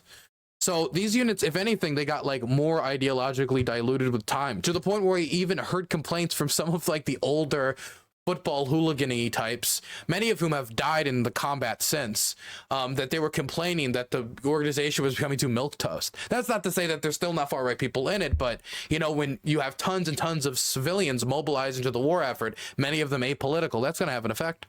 But then somebody could say, well, then maybe they're going to convince the apolitical to become political. But I mean, that's speculation. Typical Ukrainian would look at a Sonarad, for example, and they could have influence on some people, associate that with Nazis, or really even know what that is. Certainly US leftists do, but that's true. I don't know that is how a lot of Ukrainians perceive it. They don't. Okay. I mean, these are all... Some do. It depends on the Ukrainian. Most probably don't. These are all byproducts of being invaded. Like, that's the way I see it. I still lay the blame almost entirely on Putin's hands, as far as like... It's true. I mean, like, Blitzky was fading into irrelevance before Putin invaded. The insidious nature of nationalistic symbolism creeping into public consciousness. I do think that there is like a really... This, by the way, is Hasan's most base take on Ukraine. Can I want to give him credit for something, okay? He thinks I'm a war tourist pervert, but I got to give him credit on that. This is probably his most base take. That, like, if anything, and I don't want to get too conspiratorial, but there's a lot of theorizing about whether or not the Russian government tried to prop up the far right in order to try to have a straw man to go after. But I don't want to get into speculation. Not today. Scary secondary implication for such things. Yeah. And also I think that the Western world plays a role in normalizing that exhibition. Yeah. Yeah. There's a wild narrative around a while back. I don't know if you remember, there was that shooter who they found like a Sonarad in his diary or something, and they associated him with Ukraine. And some folks were actually talking about how Ukrainians were radicalizing Americans. And I don't think that's the main dynamic. I think it's going the other way. Wait, I remember the Buffalo shooter had stuff in his manifesto about how NATO sucked. He supported the Russians. He hated Russia. I think there was like 2 mass shooters that were very pro-Russia. I think there might have even been a recent one that also said something about that. I don't know why. There's just been a lot of terror attacks with Russia attached to it. Not as in Russia directly, but as in like lone shooters who then talk about like the glory of Russia. Very weird. I think some of it was literally copy and pasted from the other. So it could be a lot of literal copycat type attacks. I think that we are exporting fascism in kind of the sense that you're talking about more than they are importing it to us. Actually, look, I don't want to talk too much into this because I think a lot of it's still speculation. But dude, the right sector guys love Jordan Peterson, dude. They love Jordan Peterson. Oh my God, I don't get to talk about this too much. They fucking love him. Dude, they love him. Oh, and they're like, oh, he's talking about cultural Marxism again. Yay, woo! They love Jordan Peterson. Oh my God. Not all of them. Of course, more the old guard that I've noticed. Oh my God. But yeah, no, there is a lot of American conservatism getting exported to Ukraine in some circles. I feel like a lot of gun culture I'm seeing amongst like Ukrainian soldiers who are like, I wish we had a Second Amendment, stuff like that. Now, stuff like that I don't care about. Like if they want to own guns, that's their business. But yeah, we do export our politics more than people realize. A lot of times I wonder if foreigners pay more attention to our politics than Americans. Dynamic that really gets overlooked here, that really has contributed to the rise of nationalism in Ukraine, is just the fall of the Soviet Union and deteriorating living standards there. Yeah. To be clear, that in large part was caused by the Soviet Union's mismanagement of Ukraine. Chernobyl was probably not great since that was managed almost directly by Moscow, and you know that probably had a negative impact. I mean, anytime like a Ukrainian nation like gets born like this and then is aggressed upon, any nation gets born like this and then immediately is invaded, immediately trudged upon. Corruption is a massive issue. The state fails in addressing it. Yeah, like nationalists get a boost. But again, man, like the guy's been acknowledging, nationalism, hardcore ultra-right nationalism in Ukrainian politics has been a decreasing political force. And the fact that, you know, like say what you will about the Soviet Union, but it was very openly and aggressively sort of anti-nationalist, and their whole like it's yeah. But the problem is if you suppress all dissent in the Soviet Union and you don't have like an open, like honest discussion about these issues, like eventually when you pop the cork on that stuff, and eventually when it all comes crumbling down, yeah, you're going to have some result where some people are going to go to the extreme other end of the spectrum. Still this way in Russia, where the Great Patriotic War, like just the defeat of Nazis, is held in such reverence. And it was very important to Ukrainians too. And so you have like... It still is. It still is very important to Ukrainians. I hear a lot when I talk to people about like military history, what they're proud of. So many Ukrainians talk about like their grandpa or their great grandpa and how they did this against the Nazis or how they did that against the Nazis. In fact, most of the Soviet monuments that are still standing in Ukraine, and there's not many, and they're taking them all down because they really just despise that period of their history. The majority of Ukrainians, the tinier Soviet monuments in villages in the countryside, they usually stay up because those monuments are usually dedicated to people from the village. And so what the villagers have been doing is they've started painting them like yellow and blue. And in big cities where they have like old World War II monuments, a lot of them are painting them yellow and blue and getting rid of the Soviet regalia. But they're keeping that because they still respect that contribution. And when the anniversary of the end of World War II came around, Zelensky did a post like celebrating the victory over Nazism. Like it's still something that is celebrated in Ukrainian society. They just don't like the flag that they did it under. Like there were significantly more Ukrainians that fought in the Red Army as opposed to like aligning with Bandera and oh dude, it's not even comparable. It's not even like millions upon millions upon millions. Even more disproportionate when you talk about collaborators. Hell, there were more I think there was more Russian collaborators with the Nazis than there were Ukrainian collaborators with the Nazis. Does anybody remember what is that Russian collaborator army? Russian Nazi army. What are they called? Yeah, the Russian Liberation Army. How many people did it have? 50,000. Was it 50,000? I could have sworn it was a larger amount at some point. I think maybe it was just when it was officially done in 45. But I know it was like over 100,000 at the very least, but they had a lot of people mobilized too. And or joining like the SS Galicia, right? Like this is like a marginal nationalistic movement that aligned with the Nazis that is now like, I guess, becoming more, I would say becoming more prominent as a consequence of like the nationalism that comes from wanting to. I don't know if it's becoming more prominent now. The Galicia discussion has been going on in Ukraine ever since the collapse of the Soviet Union.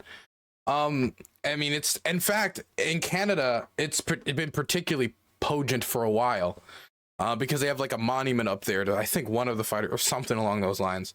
But I mean, this is a discussion that's been going on way before this war started. I don't know how much has intensified the discussion, because like a lot of this regalia and symbology was already in the armed forces since the war in the Donbass started, ever since the football hooligans got involved. Free yourself of an invading force.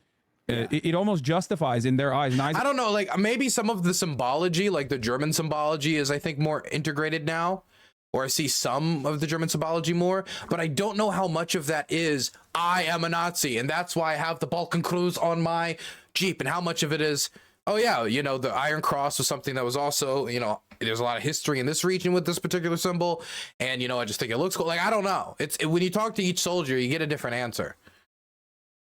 I've even I'll meet people, I'll be like, what's that like Punisher patch for? He's like, I don't know, I just look cool. I remember I asked this one guy, and it was like the German eagle with the Ukrainian symbol under it. And like some people, I can tell when they're screwing with me. I remember one guy I asked about a symbol just like that, and he was like, oh, it's a joke, it's a joke. And somebody else said, it's not a joke. And I could tell, like, oh no, these guys are just like legitimately far right psychos. But the next person I asked about, it was like the German eagle with the Ukrainian symbol under it, and he was like, he was genuinely like, oh, I thought it looked cool. And the next guy asked about it. It was like, yeah, we lean into it. We're fucking with them. And it's a different answer when you talk to each person. But for me, we get into an area of like post irony that I'm uncomfortable with, because it's never like you're able to 100% tell. And it's weird. It's really weird. And like under Ukrainian law, Nazi and communist symbology is officially banned. It's just never enforced on the front. You never tell the soldiers what they can and can't wear. Many people, I don't know why they don't. They probably should have some standardization. Like it certainly justifies their framework, where it's like, well, okay, well, this guy's not fucking wrong, because like he didn't want to be bombed, or he didn't want to be killed in the way that my family's being killed currently. And I guess the point I was trying to make is that like I feel like the Western media played a role in like normalizing a lot of what we see here as well, in the sense that like there are obviously plenty of fucking Ukrainians in the Ukrainian armed forces that are not Nazis, or the majority, any sort the vast majority. But it feels like I was taking crazy pills when like every single fucking time that they were interviewing someone, it would be like a guy whose nickname is Adolf, who like has a fucking black sun tattoo. I know the exact interview he's talking about too. You know, it's hard for me to say, like, it is true that these people do end up in interviews, but I don't know what percentage of it is confirmation bias, because you see like tons and tons and tons and tons of Ukrainian soldiers in this footage, and then you see that symbol, and that symbol jumps out at you because all of us understand what history, you know, all of us know history. And then we see that, and then every time we notice it, we notice it extra closely. I don't know how much of it is, wow, it's just that common, and how much of it is confirmation bias. Because every time I would see it, I would stop and I would notice it, and I would take a second to absorb it. But all the other Ukrainians I passed the checkpoints, it's not like I pay particular attention to I mean, if I see a cool patch, I see a cool patch, but I don't freeze like I do when I see those types of patches. So I don't know what percentage of it is confirmation bias and what percentage of it is like a high percentage of these types of patches. And he's like the leader of the the militia training group or some shit. And it's like, well, why are you interviewing this guy? Like, shouldn't you be trying to desperately hide this guy? Like, that's what I never understood. Like, why is it that the Associated Press was doing this, and was it that like the Ukrainian armed forces was not like trying to deal with it on the PR front? You know, part of it, has to do with the way that the war has gone.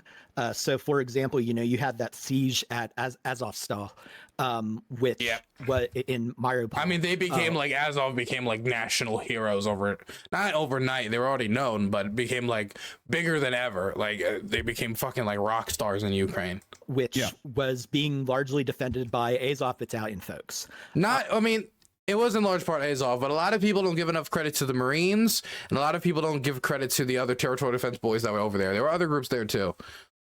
You have Lvov in the sort of western part of the country, which is a very, I think, police battalion as well. Banderite, sort of very nationalistic city compared to some. Like I remember when I visited there, you could get Bandera T-shirts at their gift shops and stuff like that. If there's a place where Bandera is popular, it is Lviv. There's even like a UPA like restaurant you can go to. It's really they do love the black and red over there, man.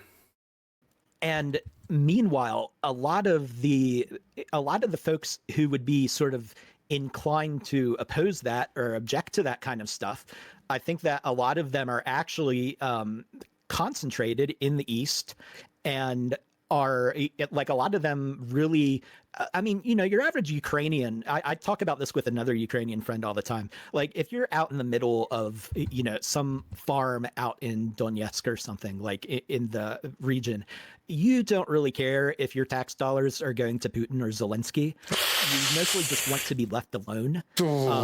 And you don't really have like, and that's one of the reasons why I don't really worry so much about what parts of Ukraine end up in Putin's hands, because it's not going to change the lives of many people, honestly. God, every word made it worse.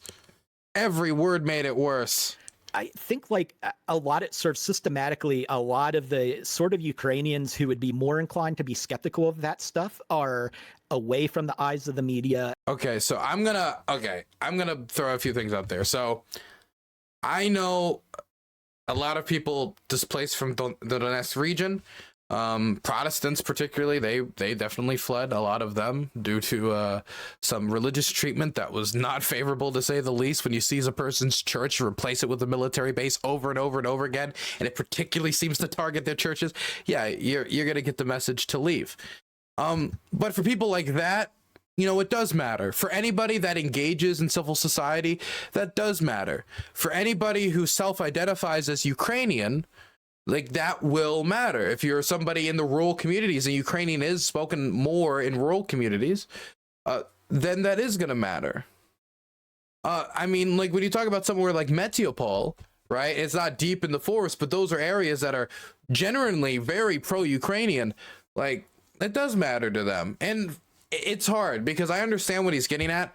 When I was out in the countryside in Ukraine, it was my best time in Ukraine. It was when I was just out in the countryside doing nothing, just enjoying the peace and quiet, away from the cops, away from everything, away. And being that type of disconnected, it's kind of hard to feel the direct effects of what's happening all the time until, of course, the explosions happen over the village and stuff like that. And so I see what he's getting at. But in my experience, there are villagers that do believe what he believes, but saying that in broad strokes for the Donetsk region, I think that's a little far. I think he's stretching a lot there. Got a tier 4 subscription. I'm supporting you because I think your work is important.